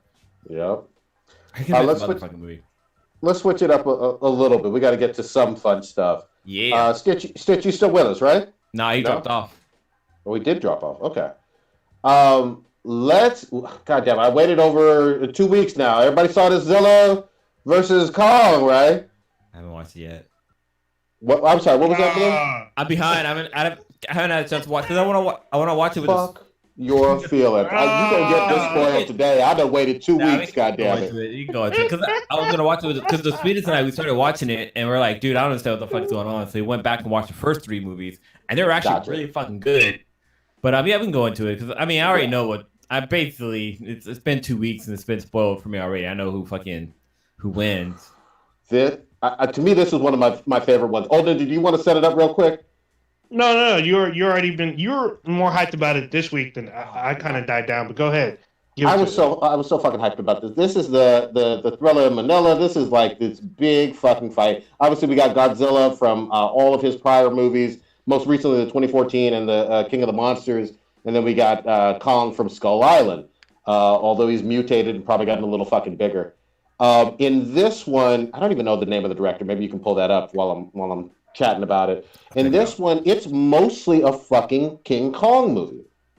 You get like you see him, in this dome with like the little deaf girl doing sign language and throwing up, Crip stuff to her, and he's he has some like emotions. You know what I mean? At one point, he's actually being able to communicate to the deaf girl through sign language. So the director is Adam Winger. Cool. He put together something kind of fun. And then in this, you also have kind of like a story of them trying to get Kong out of this dome and over to basically back home to where he's from, which is like the Upside Down. Well, and that's the part that confused me. It was like, I remember in Kong Skull Island, like, he was on a fucking island. Like, how the fuck did they capture him? Like I haven't watched a full movie. I only got like halfway through, and I was like, "How the fuck did Kong get?" That's why I stopped watching. I was like, "How did they capture Kong?" Like, last thing I saw, Samuel L. Jackson was like, "I'm tired of these goddamn monkeys on my goddamn island," and some shit like that. Like, I don't know how Kong got captured. I can't even remember. Go ahead, Olden. Yeah. Did you say? I don't remember if they do or not. I think they sedate. They did. Watch the movie over again. Yeah, I don't remember, but they sedate all of them. So they do sedate him in Godzilla versus Kong. So I'm pretty sure it's probably the same way, but they move him to a different habitat. And he before I throw it back to Prodigy, he knows that he's not at home. Exactly. There you go. Wait a minute. Fuck this director, because he was the director for Netflix's Death Note, which was the live action one. The live action one, yeah, that shit. Doo-doo garbage. Well, he done came up since then. Yeah. And he's actually picked. They're tapping him to direct the live action Thundercats movie. So we'll see what happens. I don't know about that one. We had a Cats movie, and that one looked awful with CGI. That's not the same fucking shit. I saw the one with Cats buttholes too. Hey, you know what? I gotta give this. Even though he did Death Note, I gotta give him props. He did the first VHS movie, which was stellar. Yeah, for a horror film, that's a good one. Yeah, way back in the day. But anyway, so you get Kong on a fucking boat. They're trying to get him to his fucking upside down home, and he's chained up and shit. You find out he likes to eat fish. He likes to fucking do the deaf signature fucking communication with a little deaf girl, and all of a sudden, Godzilla comes through. Godzilla's like, I heard you've been talking all that fucking shit. You in my goddamn water. I hear you. He gives him not a fucking moment to breathe on that shit. Basically Kong is on a goddamn like Navy carrier, and there's a whole like 4 or 5 other fucking boats with him and shit. Godzilla gave no fucks. Everything's getting knocked out. Everything's going down. He literally drowned that fucking monkey right off the fucking bat in that movie. You know, that was like round 1 for this shit. Then later on, when they're in fucking Hong Kong, it's on land, and Godzilla hands this motherfucking monkey his fucking ass again. The shit with the fucking thumbs, or the goddamn he has Thor's fucking hammer, which is one of Godzilla's dorsal fins or whatever, and it blocks radiation. None of that did shit. Like full fucking stop. Godzilla put that work in on him on land. Even worse, this motherfucking monkey was on a goddamn defibrillator. The humans had to save him 3 goddamn times from Godzilla. He was dead. Am I lying, old ninja? I can't hear you. Yeah, you muted. Sorry, I was on mute. My bad. He was about to die. He was literally knocking on death's door, and he had to get defib to come back up. So, and then, I mean, I break it down into, like, if you watch it's like Monster WrestleMania, right? Because there's like 3 rounds, pretty much. Mm-hmm. There's I'd say that round 1 went to Godzilla, round 2 went to Kong, round 3 went to Godzilla, and then you get a bonus round. What was this round that went to Kong? The middle one. What movie did you watch? The middle one Kong kind of put a little bit of hurt on him because they both went down. So, but you know, Godzilla was never knocked out. He wasn't knocked out, but he was knocked down. Kong got a few punches in. I will give him that. He blocked a few fucking radiation breath attacks and shit. But Godzilla was in full control. And then towards the goddamn end, Zilla got his fucking foot on his goddamn chest, roaring at him, letting him know, hey, bitch, I heard you still got fight left in you. You got heart, but you ain't goddamn shit. Monkey took all the L's. Yeah, that was round 3. And then he walks away. Godzilla's like, oh, I'm the king, bitch. And then he walks away. And then he's like, hey, there's a new bitch in town. I got to go whip his ass, too. Like, this was as decisive as you can get. Some of the Kong fans trying to save face will say, oh, well, the goddamn, the monkey and Godzilla teamed up against Mechagodzilla. And I'm like, okay, they did tag team them together. I'll give you that. You know what I mean? Bonus round. Like that was bonus. That was bonus round. But 1-on-1 in the true marquee fucking fight, Godzilla 3, King Kong, a big-ass goose egg in terms of knockouts. I would say 2-1. He didn't knock him out for shit. No, he knocked him down, but not knocked him out. So I would say 2-1. But if this was tennis, he would have had all the love. If you don't play tennis, if you have love, then you have 0 points. They tried to make us care more about Kong because, you know, he has more personality. He's going home and all of that other stuff, and he has way more interactions with the humans. He also has less films. Godzilla has technically 2 films, so one above Kong. So yeah. But I mean, in terms of battling, like this wasn't close. With all the Kong movies, they're all Kong. All the Kong movies, they're pretty much all the same. They go to an island. They take this monkey back to the world. They show him off. He gets angry. He grabs a white girl, climbs up a tower. Like that's all we know about fucking Kong. Where Godzilla's out there fucking killing motherfuckers, like claiming sets and shit, like fucking like Tupac and the fucking rest of the West Coast rappers and shit. But like occasionally, King Kong climbs up scaffolding, steals a princess, and throws barrels on plumbers. That's how we got Mario Brothers. Damn. But yeah, I'll say this too. This movie had a lot of fucking comedy into it as well. Like the guy Paperboy from Atlanta, was all over this. I thought his scenes with 11 from Stranger Things were fucking hilarious because he's a conspiracy theory guy. The humans didn't get in the fucking way too much, which I appreciated. I fucking give this movie like a fucking 9 out of 10. This was a fun monster movie. Super actiony. That's kind of what I got from watching the other Godzilla movies. It's like they kept like cutting back to the humans, and I'm like, I don't give a fuck about any of these goddamn people. Especially when it was King of Monsters, I was like, Millie Bobby Brown, she should have been dead like 10 times in like the first like a 5-minute fucking scene. Like, I just want to see Godzilla and was it Megalodon? Is that who he was fighting? Mothra? No, Mothra was a good. Mothra was a Roston, they call him King Ghidorah. Yeah, Ghidorah, like I just want to see them fucking fight. I didn't care about like Millie Bobby Brown and fucking her mom. Like I didn't care. Yeah, I just want to see animals fight. This is like the general consensus of these new monster movies is that nobody gives a shit about the humans.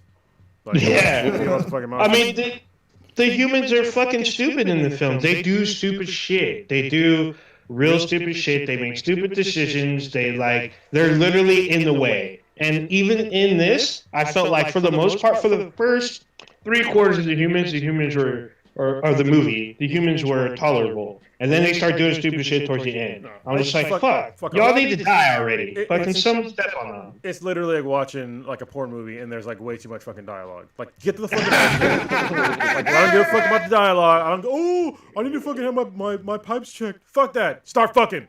All right? Yeah. That's what you should do in monster movies. I'll give you a great example of a franchise that knows what the fuck to do and how to do it and to give the people what the fuck they want. All right? Fast and the Furious, number 9's coming out. Mm-hmm. Oh, shit. I'm going to watch it. Might be the first movie I watch in the theaters in a long-ass fucking time.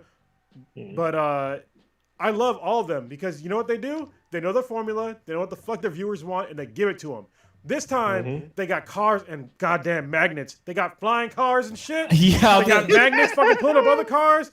They got all kinds of fucking crazy shit going on. I'm just saying, that's what we want. We want to see the most ridiculous shit as possible in a goddamn car movie, and they give it to us every single time. And every single time, like the critics are like, "Oh, well, this is so ridiculous." You know what they say? Fuck you. We're gonna go more ridiculous. Exactly. We're giving the people what they want. God, I wanted to talk about the trailer too because that trailer was fucking. That shit was so fucking off the wall and like typical fucking Fast and Furious shit. But like with the whole Godzilla thing, like with the humans, it's like even with oh god, what's the guy's name? Something Wakinawa, I think of his name.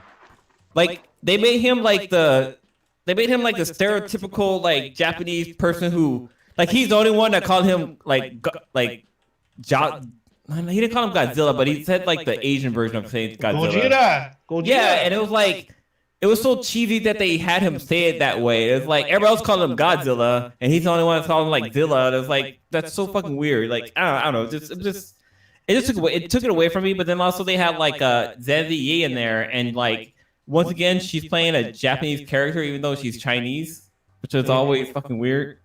It is weird, but I mean, it is what it is. I mean, the thing is, they call him Gojira because that's his name in Japanese. I mean, he's a kaiju, and that's the name they give him. So they pay respects. I'm just saying. Yeah, they pay respects to that. So. It's interesting because in the subtitles they spell it the Japanese way when he says it, but when Americans say it, they spell it the Godzilla way, like G-O-D. Yeah, I just thought do it. That is historic. I mean, it's been that way since the fucking 50s when he came out. So I'm gonna say with the whole Chinese actors playing Japanese characters and whatnot. I mean, we've had a shit ton of British actors come over here and pretend to be American all the fucking time. I literally over this weekend I just saw Daniel Craig in Knives Out with a southern accent, and he knocked it out of the park. So that's a great film. So speaking of which, jumping on the back of this, so the fucking amazing ass fucking TV series Warrior. Thank you, Carlos, for introducing to it. Yeah, we got an announcement that they're going to do a fucking third season. So originally the show was on Cinemax. Now I guess they're going to move directly to HBO Max. So if you watch the whole episode to completion, at the very end, they interview the cast. About 80% of the fucking cast is British. Like including the like Asian fighters. A lot of them are fucking British. They have British accents. which fucked me up. I was like, what the fuck? What the fuck is happening here? Like, maybe two people on there are like, one's Canadian and one's American. Everybody else is like British. You know what's hilarious to me? This is one of the reasons why it's a critique of the show, but I love that they actually take the time to do it. Is when they're talking when you're first watching like the first season, when they start speaking in Cantonese, and then they have like the whole like weird sound and they put it into English, so we know they're speaking Cantonese and not actually English. But then when all the Chinese folks are talking, they have like a normal. They have American accents. Some of them have great voices too. Like the Chow, that dude's fucking voice is dope, and he's also one of my favorite characters like of all time. Chow is fucking dope. Anyway, but then when they talk to like the Americans and the Irish cops and all that stuff, like the way they change like their accent to like seem like super Broken kind of English. racist Asian accent. You know what I mean? Yeah, It's really broken interesting English. to me. Yeah. It's like, And they go hard with it too. oh yeah, They act like they struggle with the language, and I'm just like, holy shit! That just to me, that just shows the range of their acting skills. Yeah, that's what you're talking about. Yeah, the show is so fucking good. Like, I don't think anybody that's listening to this podcast, watch Warrior. It's one of the best shows on TV right now.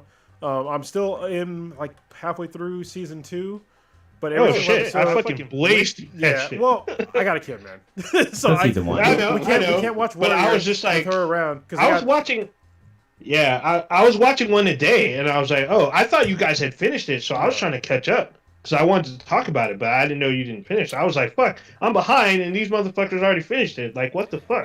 You know what's interesting is I was watching Doja Cat has a new music video out there. I think she does a video with, I want to say Megan Thee Stallion, but I can't remember who she does the video with. But it's interesting because she casts an Asian guy as her main character, and he's like a hunky, good-looking Asian guy. And the Sweetness and I were watching it, and she was like, "Wow, it's interesting that they have like a good-looking Asian guy in there." And I was like, "Oh yeah, it's the whole Fear of the Element thing. Like they're totally trying to get over that." And she's like, "Wait, what is that?" I'm like, I actually have to break it down to her. I'm like, "Yeah, because usually Asian people are just typecast as kung fu fucking masters or some soft little beta bitch type people, but like, you know, there's you see this all over in mainly in like Hollywood and media, like they're always cast this way, but to see like, you know, this hunky Asian dude, nice and chiseled and good looking, like it's really rare to see that. And like, you know, he's just another sex slave for them, so that just shows that woman has more power too. So that video is pretty powerful altogether. Yeah, it's a very interesting time, especially, you know, here in America, where we have this like very strange to me, like anti-Asian movement. It was Saza. Thanks, Clay Bartender. He corrected me. SZA. SDA. That's not a fucking word. Anyway, it's a very strange time, you know, here in America, because there's like this really strange anti-Asian movement. But then there's also like, goddamn, there's a fucking skunk. Oh, it's gonna fucking suck. I can smell it. It's not a sticky icky. Oh god, it's already like in my nostrils. Sticky icky. Anyway, where we have like, you know, the anti-Asian movement, but then also we have like all these really good, like a mass movement of really good shows that are Asian centric, where they're breaking stereotypes, and we also have cartoons and other things that are showing like, oh, this fucking skunk is really close. Anyway, if you watch Raya and the Last Dragon, like my daughter loves that fucking movie, like loves it a lot. And there's like a bunch of other movies too that are like Asian centric, like cartoons and stuff like that people are watching, they're enjoying. But then at the same time, you have like this whole thing of like, you know, fuck Asians because they gave us the coronavirus, which is not true. Okay, I don't know why people are going out there and like assaulting Asians when obviously in America we've loved Asian culture for like the longest time, and to like kind of discount that and show them all this hate when they've given us like a lot of really great things here in America, even just like from like infrastructure. Jesus Christ, like the vast majority of fucking railroads were built by, you know, Chinese labor and other Asian labor. Oh, yep. And they talk about it in Warrior pretty heavily. Yeah, and people they need to like wake the fuck up and give them the respect that they deserve. I'm going to call it exactly what this is, though. Let's be really, really clear on something. Can't dance around it.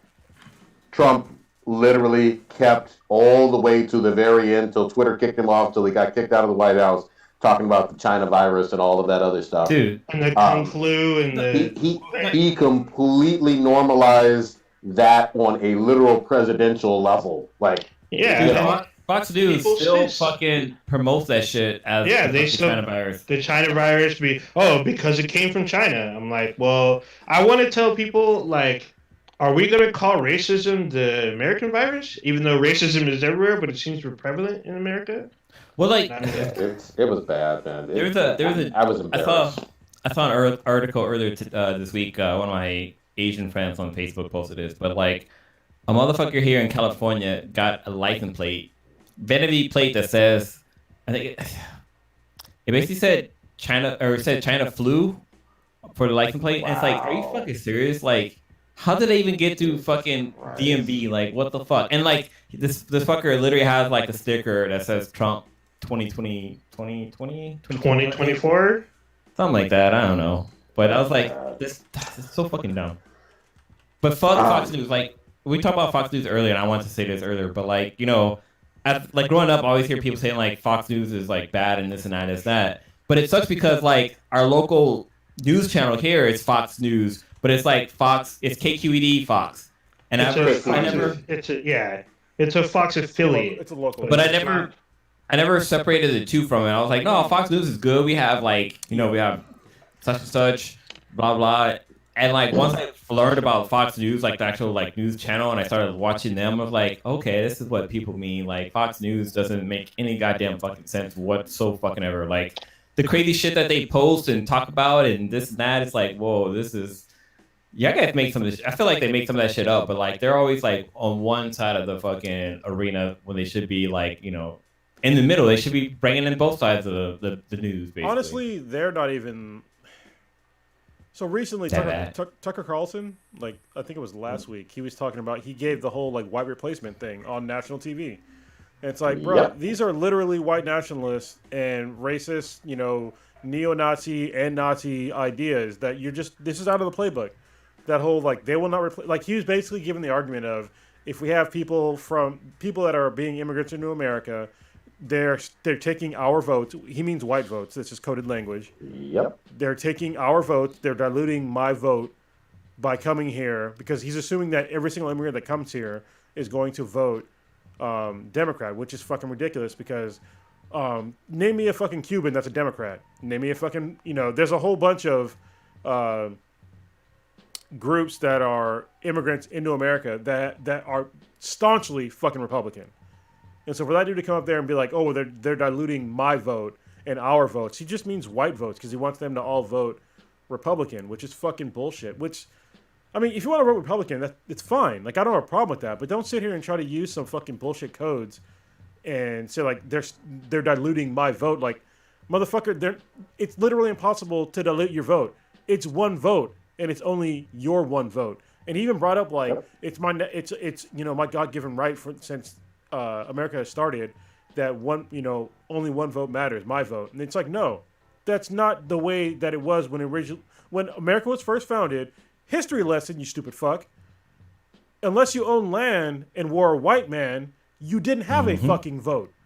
So if you were a white man and you didn't own land, you didn't get a vote anyway. And if you were any other thing other than a white man owning land, you didn't get a goddamn vote. So shut the fuck up about my vote matters and that's the way it's always been. Like, no, it hasn't always been like that. And people they have this weird fetishization of the founding fathers that they got everything right from the first fucking get-go. Meanwhile, we have a whole bunch of amendments to the Constitution. You know, like it wasn't perfect when it was first originally devised. Like we had slavery when it was first devised, and that was literally constitutional. And we had to amend that multiple times to get our goddamn rights back, or to get our actual rights. And people just want to ignore that. Oh no, the Constitution's like that's what I go by. You go by the Constitution and its amendments and your local laws. Shut the fuck up. When you talk about just the Constitution, guess what? The Constitution, the original Constitution, the Second Amendment wasn't in there. Yep. Nope. So where's your argument with that shit? your freedom of speech wasn't in there. They had to amend that. There's a whole bunch of other things that were not in there that had to be constantly amended. It's a living document that should be constantly improved upon, and it hasn't been improved upon since I forget the podcast that we're talking about, but it's been at least 30 or 40 fucking years since it's been amended, and it's a long time coming. We've had all these issues. Jesus Christ, just the fucking issues with trans and gay people. That needs to be a fucking amendment for that, like an actual amendment just for them to give them their actual proper rights. It needs to be there. Women aren't actually recognized as much as people want to believe in the Constitution either. But and there's been a whole movement around that. Go ahead, Blue. Sorry. No, I was gonna say I can't remember if I read this somewhere, but like it might have been one of the audiobooks I listened to. But like back in the day, like when black people did have a vote, where they can vote on some shit, they were considered like 1/5 of a fucking person. Only 3/5. 3/5, that's what it was. And it's like, are you fucking serious? Hold on. The 3/5 thing actually was not voting. The 3/5 thing was because if somebody owned land, the landowner, they can count all their slaves as 3/5 of a person. And so when they collected them all together, that would be the white person's vote, the actual plantation owner. Yep. So it had nothing to do with their actual. They could not vote. They were used to empower the plantation owner to empower their voting power. So there you go. Yeah, there's so much going on. Before I like how we like go on this like positive trend, and we just go back to this fucking like hatred again. Like I don't even know how. I know we were talking about like the whole like hate Chinaman type thing, and that's what led us down this fucking path. But yeah, Warriors fucking dope ass show on Hulu, or not Hulu, on HBO Max. Let's get into a little bit of Falcon, Winter Soldier stuff. Everybody saw the latest and greatest. Quite a bit of ass whooping on this one. I loved it. Yeah. Actually, Carlos or Blue, who wants to set it up? Go ahead. Old Ninja, you haven't talked in a minute. Go ahead. So yeah, Falcon and Winter Soldier. So we are more than 3/4 through, or what? We only got 2 episodes left. Yeah. So we had a more action-centric. Actually, no. I mean, there's some stuff. Basically, Sam Falcon, he wants to find out, the heart of why what's her name, little red bone girl, is doing what she's doing. So we have Dollar Store Cap coming up and trying to be like, hey, we need to apprehend her. We need to do this and that. We need to find out what's up. And Sam's like, well, I want to talk to her first. And he brings up what he talked about in Winter Soldier, that he was a counselor, or, he used to talk to vets, and he wants to talk to her and find out what her goals are and try to talk her down. And they're like, well... Because she did do a terrorist act, just to put that in context. Yeah, and that was in the previous episode. She blew up a building that had people that were tied up with no means of escape and blew them to burnt them up. If they didn't blow up, they got burnt up. And she said this is the only kind of like language that these other people, I guess America or every other government, understands. What do you mean, you people? So Sam wants to have like a heart-to-heart, find out what's going on.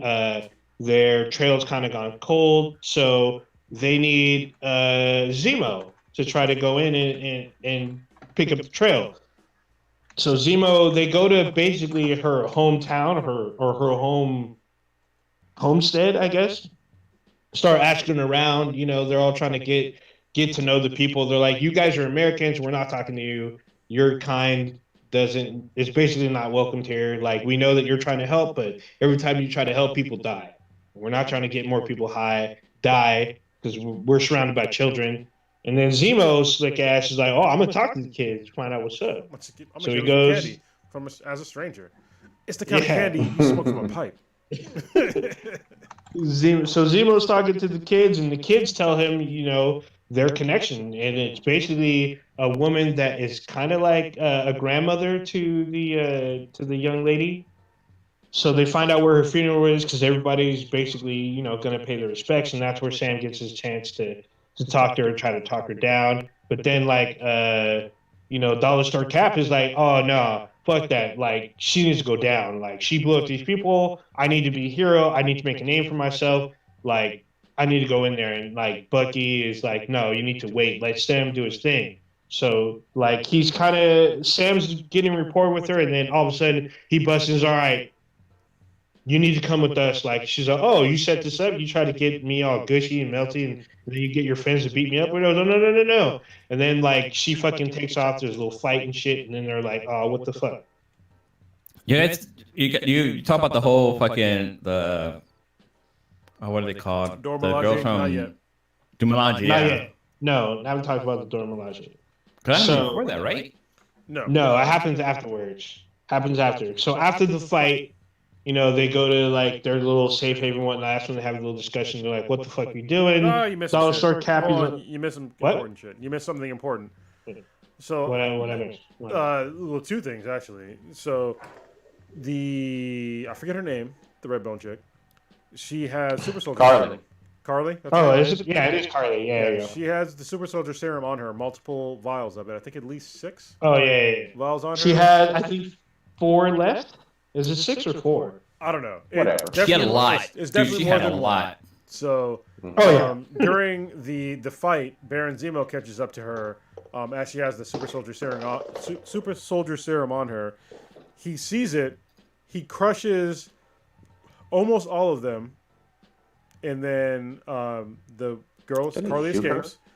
And then did he shoot her? Yeah, he shot her. Yeah, but she's fine. You know, she's good.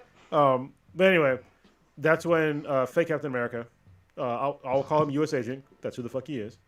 He catches up to Baron Zemo and Carly, and as she gets away, and he sees the broken vials, and he sees one that is not broken, so he picks it up and he just stashes it away. I did forget about that. Yeah. That's so he stashes. Yeah, because that comes into play later. So they have a little meeting. And they're like, what the fuck? What the fuck do you do, U.S. agent? He's all, dude, she's wanted. We need to take her down. And then, fucking, they're surrounded. Dora Milaje shows us, all right, Bucky. Zemo's time's up. We're taking him. And Zemo's sitting there drinking a scotch, like, oh, this is going to be interesting. And then, like, U.S. agent's like, y'all need to slow your roll. Like, Zemo's working for us. Dora Milaje does not have fucking jurisdiction here. I'm the big dick here. Dick drive this car, not pussy. And they're like, oh, really? Is that what you think? And then boom, fucking fight comes out. And whoa. Yeah, you gotta play this shit right. Whoa.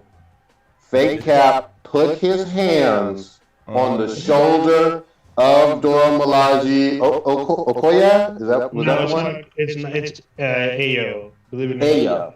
Put the hand on the shoulder after he said that jurisdiction line. And that's when shit got real. And that's when U.S. Agent joined the hashtag #MeToo movement. Hashtag #MeToo the Yeah. Yeah, so shit goes down. There's a huge fight, and then fucking U.S. Agent gets his ass fucking whooped. And Bucky and Sam are watching, and Sam's like, hey, should we do something? And like Bucky's like, use your shoulder or something. He like offers advice. But Bucky and Zemo are drinking while they're watching Battlestar and U.S. Agent get their ass whooped. And he's fucking just getting beat up. And then, like, one of the last few things, Bucky, like, gets in. He's like, all right, I can't have you kill him. And they're like, well, you're in our way. We're going to fuck you up, too. And so they start fighting. And then fucking Ayo, she control-alt-deletes on fucking Bucky's arm. Yeah, that's just great. Bucky's arm falls like off his face. He like looks at her like, "What the fuck did just fucking happen?" Oh, I'm crippled again. Yeah, yeah. So it's just like, holy shit. And then they knock down U.S. Agent, and then they're about to leave with like the shield. They pick up the shield, and they're about to like kind of walk out. And I thought they were gonna get the arm too, but then like Ayo's like, just leave it, because in the fight, Baron Zemo slowly backs out. After finishing his scotch, and goes through the fucking sewer drain and is out. Like a thief in the night. And go ahead. this was an excellent kind of fucking reminder about the Wakandans Mm-hmm. never pussyfooting around of the fact that, that UN bombing in Civil War that killed King T'Chaka, they take that fucking seriously. And even alluding to the whole thing with Claw from Black Panther and from way back in Age of Ultron, stealing vibranium is serious shit to the Wakandans. And even if they let you borrow vibranium, it's still serious shit. Like, it's still ours. We're letting you hold it, and never fucking forget that this belongs to us. It's our fucking birthright. Yeah, well, But like the fact that she stepped on the shield like how Captain used to do it, like she stepped on the shield and fucking caught it. She was like, "I'm the captain now." Yeah, pretty much.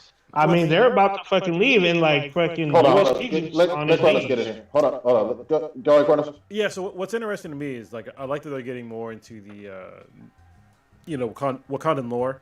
But the crazy thing for me is that we've been introduced to the Dora Milaje for a while now, right? We all know that they're badasses. But we've also talked about how Bucky is supposed to be the White Wolf. Well, if you talk about the White Wolf, there's been zero mentions of the Hatu Zeraze throughout any of the MCU. And he's supposed to basically, if he's the White Wolf, he's supposed to be basically the chieftain of the Wakandan secret police. There's the Hatu Zeraze. I don't know how to pronounce it. I'm pretty sure I'm saying it right. I've only read it. So, that's one of the reasons why he was not going as hard as he could against the Dora Milaje. I'm not going to say he could have won, but he likely would have won if he was really fighting them, because they all know each other's fighting Bucky? styles. Yeah, Bucky, because he should be the chieftain of their secret police. And I'm interested to see like if they're going to go more and more down the Wakandan lore and like introducing them, because that's like a huge deal for them, like their secret police and like really policing their own and shit like that. And having like a white guy running basically a government secret entity of fucking badasses. So if you start seeing people that are in like Black Panther like suits but all white, which hopefully we'll see that's the Hatu Zeraze. And I agree with you. You're definitely up on the comic lore, and I did read that as well. The only distinction I will make is that in the comics, it is not Bucky Barnes as that character. It's not. So, No. Yeah. That's what I'm saying. Like he's in. They get him the name, so I'm just like, Yeah, if exactly. they give him the name, then I expect him to have like everything else that comes with it. So, and he was in Wakanda for a while. So that's very true. But the actual White Wolf, he actually grew up with T'Challa. Yeah, exactly. So, is it true? Because I haven't read this, but they don't give a name to the White Wolf. Like, do you even see his face or whatnot? No, he has a name. Right? Yeah, he does. Okay. I'd have to look it up, but he definitely has a name. And he considers T'Challa and the White Wolf consider themselves brothers in the comics.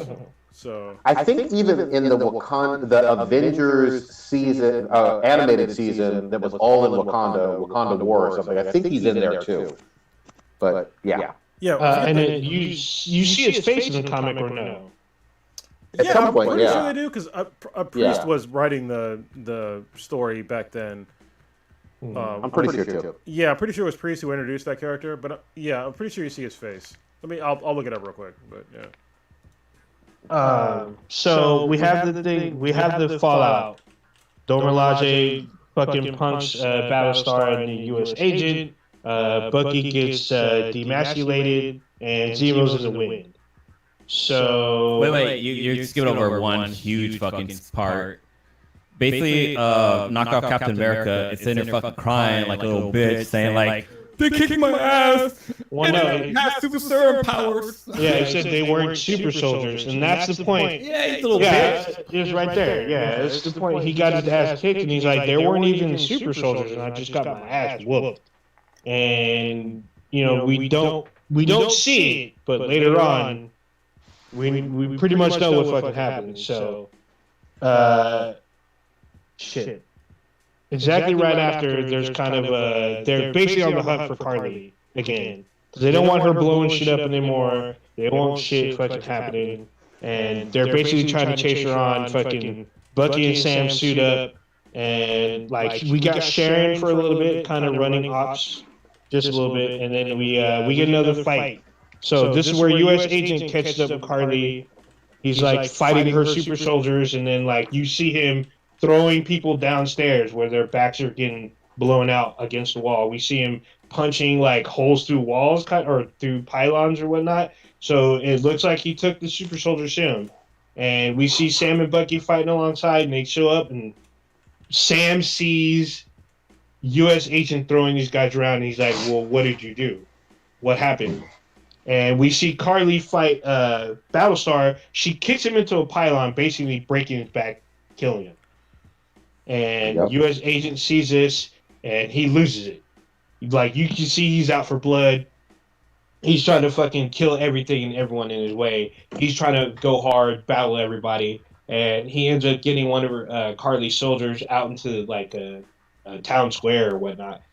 Beats his ass. The guy pleads, like, hey, stop, you know, and then fucking we have this crazy moment where everyone's watching Sam, Bucky, and Carly, and we see U.S. agent with Captain America's shield decapitate somebody. Like, you don't see the head come off, but you see it's implied very heavily. No, his head didn't come off. His head didn't come off? I think I think he would crush his chest because after he had the bloody shield, he pulled it up and they showed his bloody shield and they showed the body and the head was definitely still attached. I got the impression he was bludgeoned to death with the fucking shield. Yeah. But one way or another, there was basically a murder. That was the point. Basically killing him. Yeah, in front of like almost the whole town. Like everybody saw him kill this person, and with cell phones out. Yeah, and he didn't care. Like Wyatt didn't care. He's like, I know I'm being filmed, but I'm fucking Captain America, and he puts his shield back on his arm and stands up like he did something. You know what they should have done? Bloody shield. You know what they should have done at that scene? They should have played "This Is America." Oh, you slipping up. That's all bad, but they're not in America. They're in Europe though. That's what made the whole jurisdiction stuff hilarious to me. They're in fucking Europe and shit. He's like, you don't have jurisdiction here. And Ayo's like, the Dora Milaje have jurisdiction wherever the Dora Milaje find themselves, motherfucker. Yeah. Mm-hmm. And it also told me that, like, he has no idea of just any type of context of, okay, to the Wakandans, it might as well have been yesterday that you killed their king. Yeah. You know, like, you know, it's going down. This is someone who we are going to take care of. And the other thing that was implied to me, I saw this on Twitter and I kind of agree with it. There was an implication that T'Challa was really the one that saved Zemo's fucking life at the end of a Civil War. Yeah. Oh yeah. And that T'Challa told all of the Wakandan, you know, secret police and Dora Milaje, everybody, stand down on this Zemo guy, even though he did what we all know he did. Like, stand the fuck down. So, dude, but once he's out, all bets are off. I mean, in Civil War, Zemo tries to kill himself. Yep. And T'Challa's there. He puts his hand on the gun where he fires into the suit. And he's like, nope. He's all, you're gonna meet international law. I'm gonna turn you over. He could have brought him to Wakanda, but he didn't. He turned him over to the UN. Yeah. And so that's when they decided to open their borders. You know, because he fought alongside other heroes and is like, well, it's time that we open up and, you know, be more. I mean, this is after in Black Panther. Like, he's like, oh, we're going to, you know, open our borders, going to share with you guys. Because we shared Zemo with y'all. Yeah, there's been, like, some serious nerd conversations on what villain did the most damage in the MCU. And I'm going to say that it's likely Baron Zemo. I mean, because, Thanos did, theoretically, the most damage, but actually he didn't because it all got reversed, right? So there's lingering damage from, like, what he did and people coming back, but those are things that are easily fixed, you know, through economics and other means that people are trying to fix. What Baron Zemo did is he caused a strife within the heroes that's still not fucking fixed, and he's still fucking with them, and he's still showing them that, you know, what you're doing might not be right. And you might not be on the right side, and, like, there's some validity to his whole argument. So to me, as far as, like, as a villain goes, he's doing a better job at being a villain because people are actually sort of rooting for him on like, and they're forgetting like all the bad shit that he did. You know, they forget that he literally was the person that got, you know, T'Chaka killed. That he started Civil War. You know, he caused a major rift within all the heroes in, you know, the MCU, and he's still alive. He still has schemes, and he's still working on those schemes to this day. Thanos is gone. Everything that he did got fucking reversed. Everything he did got reversed. And I fucking love Thanos. Y'all know that shit. But everything he did got reversed. Wait, it was being. Sorry, I stepped away for a bit, but like was Bino or I can't remember his name. Did you call this man Bino? Bimo. Yeah, I don't like said Bimo, like in the background is like right behind Bimo. But no, like he also caused the whole what's the name of Accord to take place, like Sokovia, yeah. Because the Sokovia Accords, like he basically is the reason why that shit even fucking exists. I would argue that the Avengers are the reason why the Accords exist, but. Well, I'm going to say this. I didn't love him in Civil War. You know, he was obviously the main bad guy, but he was great. I appreciate him much more in this. He's stealing scenes. I think he's more interesting than either Sam or Bucky, to be very honest with you, and it's their fucking show. So he's great in this.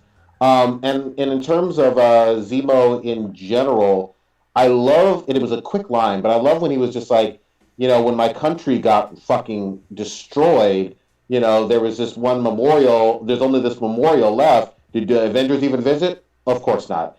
And I was like, God damn, that's a really good line. And it was just like a dismissive throwaway line, but it was telling of, you guys do all of this shit, and, you know, to us normal human beings, it doesn't seem like you give a single solitary fuck about us. And that was cool.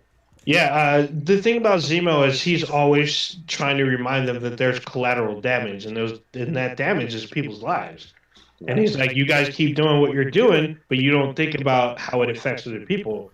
And I'm basically here to remind you, and if I need to, if I have the means, I'm going to try to stop you. And he even says in Civil War, I can't fight them one-on-one, but if I can get them to fight each other, then that just tears them apart.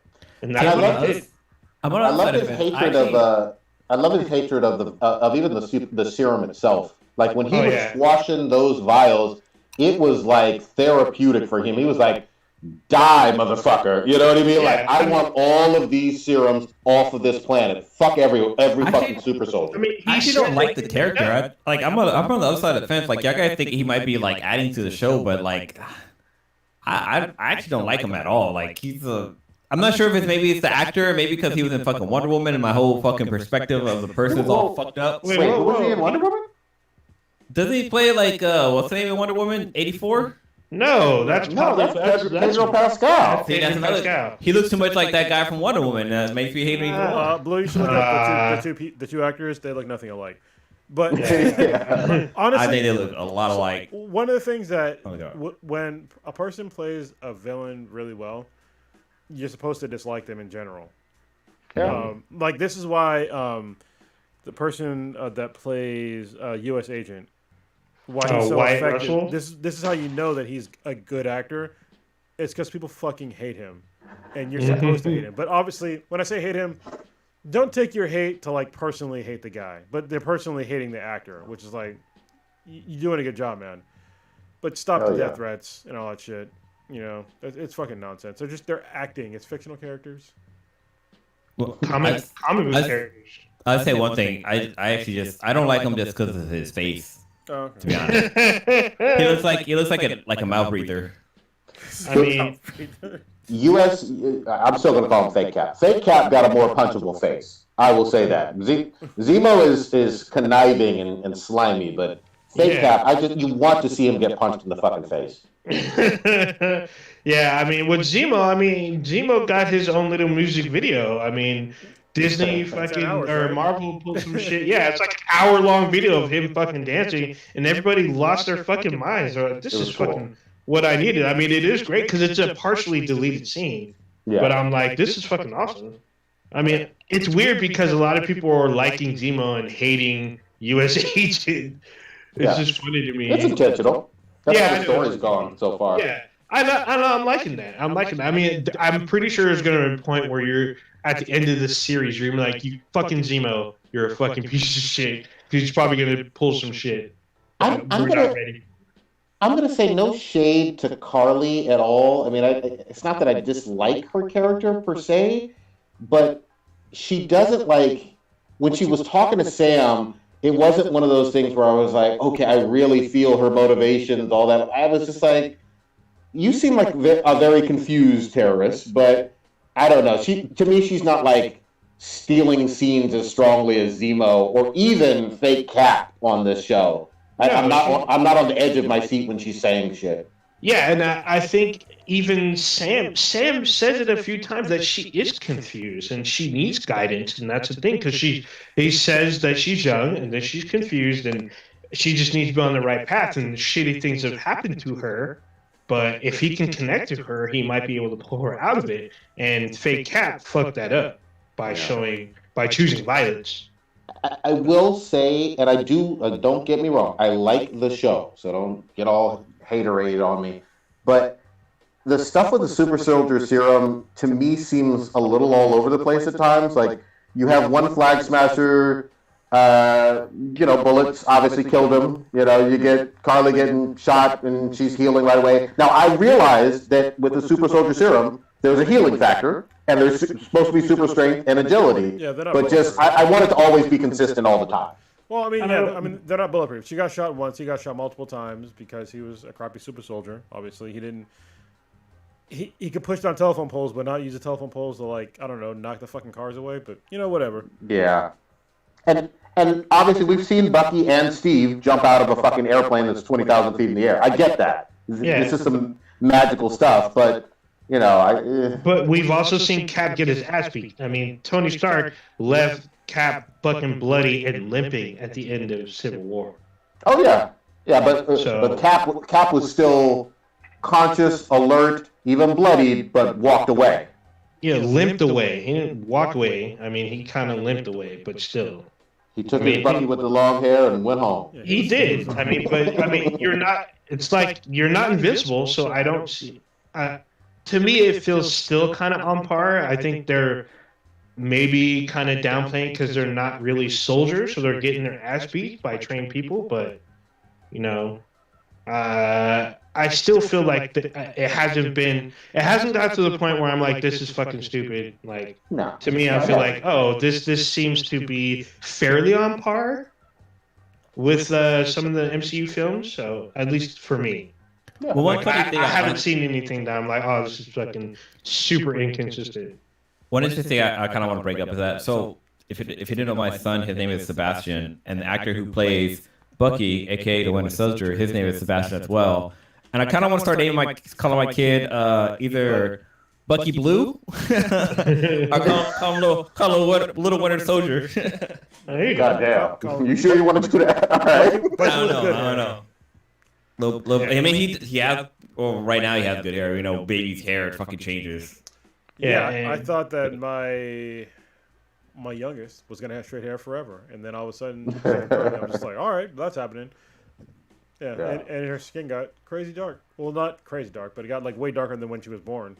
So yeah, that's how it works. Yeah. All right, guys. Sorry, just on the tip of kids, I think it's interesting how my son, when he was born, his eyes were gray. And it's like it's really kids' eyes when they're born. Sometimes they're gray or bluish gray or blue altogether. Like I know for myself, my eyes were blue when I was born because my mom was like, "Holy shit! My kid has blue eyes," and blah blah blah.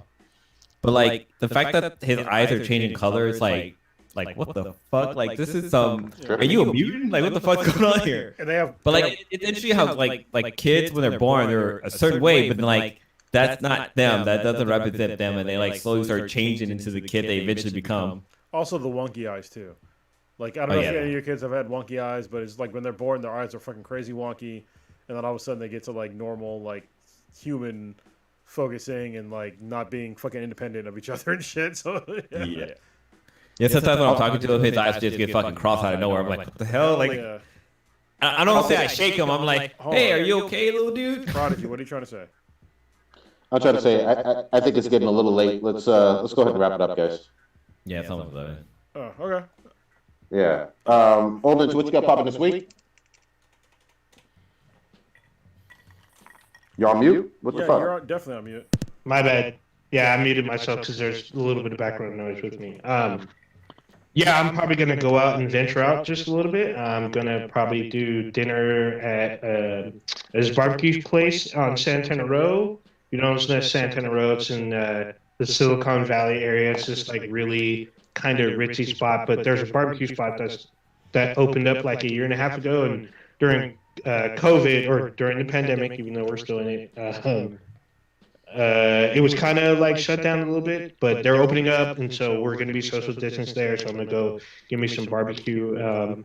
Definitely going to be looking forward to. We didn't talk about it tonight, but more Invincible because there's an episode. Definitely Falcon and Winter Soldier tomorrow night. I'm going to be up on that, especially after last week's episode and after I was talking about it. I'm hyped for the next episode. This is going to be the second to the last one, so it should be good. I'm trying to play through these fucking Resident Evil games. I'm getting stuck on some of them, so I'm trying to push through, try to get closer to beating it before Resident Evil 8 comes out. So we'll see. And then it's going to be warm this weekend, I guess. So I might take a little beach trip. So we'll see. Good shit. Curtis, what you got? All right, so next week I'll talk about Outriders. Apparently, I was going to talk about it just now, but I will save my review for next week. Other than that, whoa, what the fuck? Sorry for the video people. I had a pop up. Other than that, I'm getting my our driveway, expanded by the same person that did some home upgrades for Prodigy and his family. So he works very quickly and efficiently. So yeah, I was surprised in like how much they got done in like a single day. So yeah, it'll be nice, and I have to start planning for having at least some of the podcast members in the studio. Hell yeah! In the future, that future is nearing. I think Old Ninja, you're the only person that has not had the vaccine, right? That is correct. Yeah, you need to do that. It's free. So I know. Plus now it's in Alameda County, it's open to everybody 16 and over. Well, I know. I just hadn't. Yeah, I just haven't had a chance to get to it yet. I was waiting for some other medical issue to pass over. So we won't talk about your herpes, man. Come on. whoa. I like how we both said the same thing. That was not planned, by the way. No. And that's how you know it's real. And also, Oninja doesn't really have herpes that I know of. So anyway, I'm looking forward to like getting back in the like normal gear. Kamak got her second vaccine last week, so she's fully vaccinated as of yesterday, and where I'm giving her time to like ease into getting back to normal society again. And to like not having to wear a mask all the time, like around people that we trust and know that have the vaccine. And if you're confused about, whoa, if you have the vaccine, why are you still wearing a fucking mask? It's because they're variants, all right? So stop it. Let's not fucking half-step again and pretend like everything's fine when we know that there's variants for COVID-19 right now. So until they say that the vaccines that I got are as effective against those variants, I might be okay, but I don't want to pass it on to somebody else. And so that's when it comes to like being compassionate. If you don't understand what compassionate is, I have no fucking words for you, really. I mean, that's the main reason why I wear a mask to this day is because I don't want to accidentally be immune to something myself, but then pass it on to somebody unintentionally and possibly kill them or somebody they know. So anyway, other than that, I'm looking forward to getting back to some sort of semblance of real life again.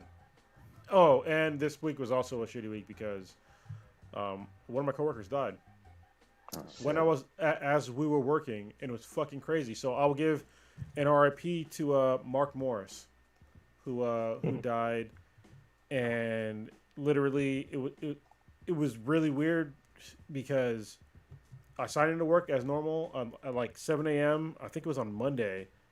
And somebody said that, he is going to be offline for a while, might be out for the rest of the week. And then literally less than an hour later, it was announced that he had a heart attack and died. And I was going through like the chat logs, because we have like long chat logs through like the team, and he was working that day. Like he literally signed into work and was chatting like 3 hours prior to him dying. And he was a person. He served in the Navy. He was with the company that I worked for more than 45 fucking years. Yeah, that's older than all of us. Yeah, he's been working for the company that I worked for longer than I've been alive. And for somebody to just be gone like that, within such a short time frame, I was just like, Jesus fucking Christ. So yeah, this week has been pretty shitty for like me in general. Obviously for him and his family, it's been even shittier. I'm sorry that what happened to him and his family occurred, and it sucks. You know, it put things into perspective for me, and you know that tomorrow is not guaranteed for anybody. There it is. And so live your best life now. If you can, like, just be better, a better person. Just so if you happen to pass away, somebody ain't talking shit about you like you were fucking Prince, whatever his name was, that died the same day as DMX. Philip? Yeah, Prince like Philip? Yeah. So we don't talk shit about your dad. Prince, who give a fuck. Mark was a good dude, and it sucks that he's gone. So there you go. Blue, what you got? Man, I don't know if I can follow up with that. Like, damn. Hey. But no, so Little Bash, he's actually 4 weeks today, so I can't believe Nice. like 4 weeks already passed. But he'd be 1 month on Saturday. So the Sweetest and I actually there's a thing called I'll talk about the podcast in the past, but there's a thing called the San Francisco Cider Fest, and they're doing a virtual thing this weekend. So Saturday, I'm going up to the city to pick up my case of cider. And I'm not sure how it's going to work, because when we did the SF Beer Week, I don't know if it was SF Beer Week or some other beer fest, like the whole watching the video on YouTube and drinking at the same time, like that shit was a lot of fun. But it was mainly the chat room afterwards that was like the great. best. Like, shit was so fucking great. So I'm really hoping there's a cool chat room that I can jump into and talk shit and, you know, just talk about drinking with other people. But we're doing that this Saturday. We're going to take Bash with us. Might do a quick photo shoot because he'll be a month old on Saturday too. So, you know, we might get maybe a quick little family photo opportunity with us all together. But just watching him grow, it's like it's kind of insane, because like when he was born, he was a little bit on the small side, but like, and he was like, the clothes that we bought him were all like newborn clothes, and he couldn't fit them. But now he can fit the newborn clothes, and it's like. They grow quick. It's like, dude, what the fuck? Like, slow down, because he's got some clothes that he didn't even get a chance to wear yet. So it's like, fuck, dude. Like, this is gonna be very common. There's gonna be clothes you're gonna buy yeah. for him that he's never gonna wear, and you have to just give Yeah. it to somebody else. And there's clothes that Riley wears that is from Prodigy's daughter, Mhm. and It happens. hand-me-downs. Yeah, use the hand-me-downs. well, yeah, I mean, it's cool and all, but like that, we had like this one little cute outfit we gonna throw him in, but he can't fit it. But like, I'm glad he's gaining weight. Like it's interesting because like when he was born, I mean, if you look at me, I'm a skinny person, so this all makes sense. But like when he was born, his weight side was like 25 percentile, but his height was like 75 percentile. It was like, whoa, like how are you tall but like skinny too? But it made sense to me because that's me my whole life. But yeah, so we got that going on.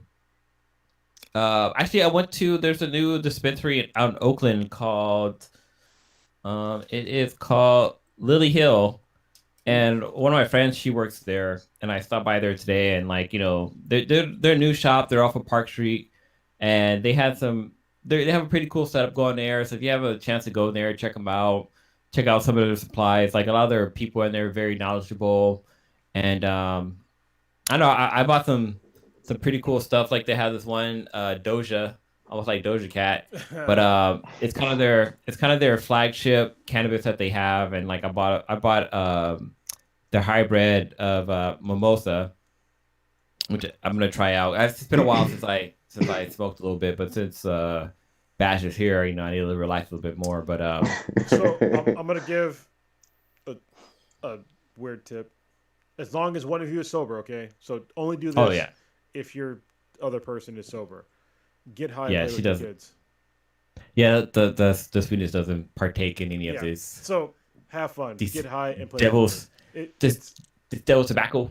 It's like one of those things that it's taboo, but it's fun as fuck. It is very enjoyable as a parent, being able to like get high and like play with the kids, and obviously to have somebody else is sober just in case something happens, because obviously you don't want to drive impaired or anything like that. But it's really fun to get high and play with kids. Cool. And I'm just counting down to April 30th. We'll talk about that when the day comes. Well, I know what that There you is. Back to you, Prodigy. Really quickly on the Weeb side, there was an official announcement. It was actually on Easter Day for a brand new season of JoJo, so I'm excited about that. It's going to be that Stone Ocean one with Jolene Cujo, so I'm really excited about that. Even the voice actor is actually, she looks the part and seems really awesome. So, and then at the end of the month on the 29th, I'm really excited about that Netflix anime with the Black Samurai, Yasuke, I think is the name of it. That one looks fucking dope. So I want to be checking that one out. I'll give a full review next week of this one, but there's a Joey Badass 30-minute short that's up for an Oscar that's on Netflix that was actually really powerful and depressing at the same time, called Two Distant Strangers. I was impressed by it. I want to get you guys' take on it, but we'll save that for another week. I'll check it out. And then, yeah, it's only 30 minutes, so you don't even have to invest like a full 2-hour movie thing in it. And then last but not least, I'm really fucking hyped for this Army of the Dead one. That fucking trailer looks awesome with the fucking zombie tiger. So I'm down to fucking see that one at some point. You're down to that's all I got. Is that what you're saying? You're down to fuck? Is that what you just said? I'm down to fuck the zombie tiger. Okay, awesome. I just want to clarify. That's what you meant. All right. Glad you said that. You got issues, Old man to take us out. Sexy ass tiger. Man, you got some Go issues, fuck 'em. man. It's all bad. Yeah.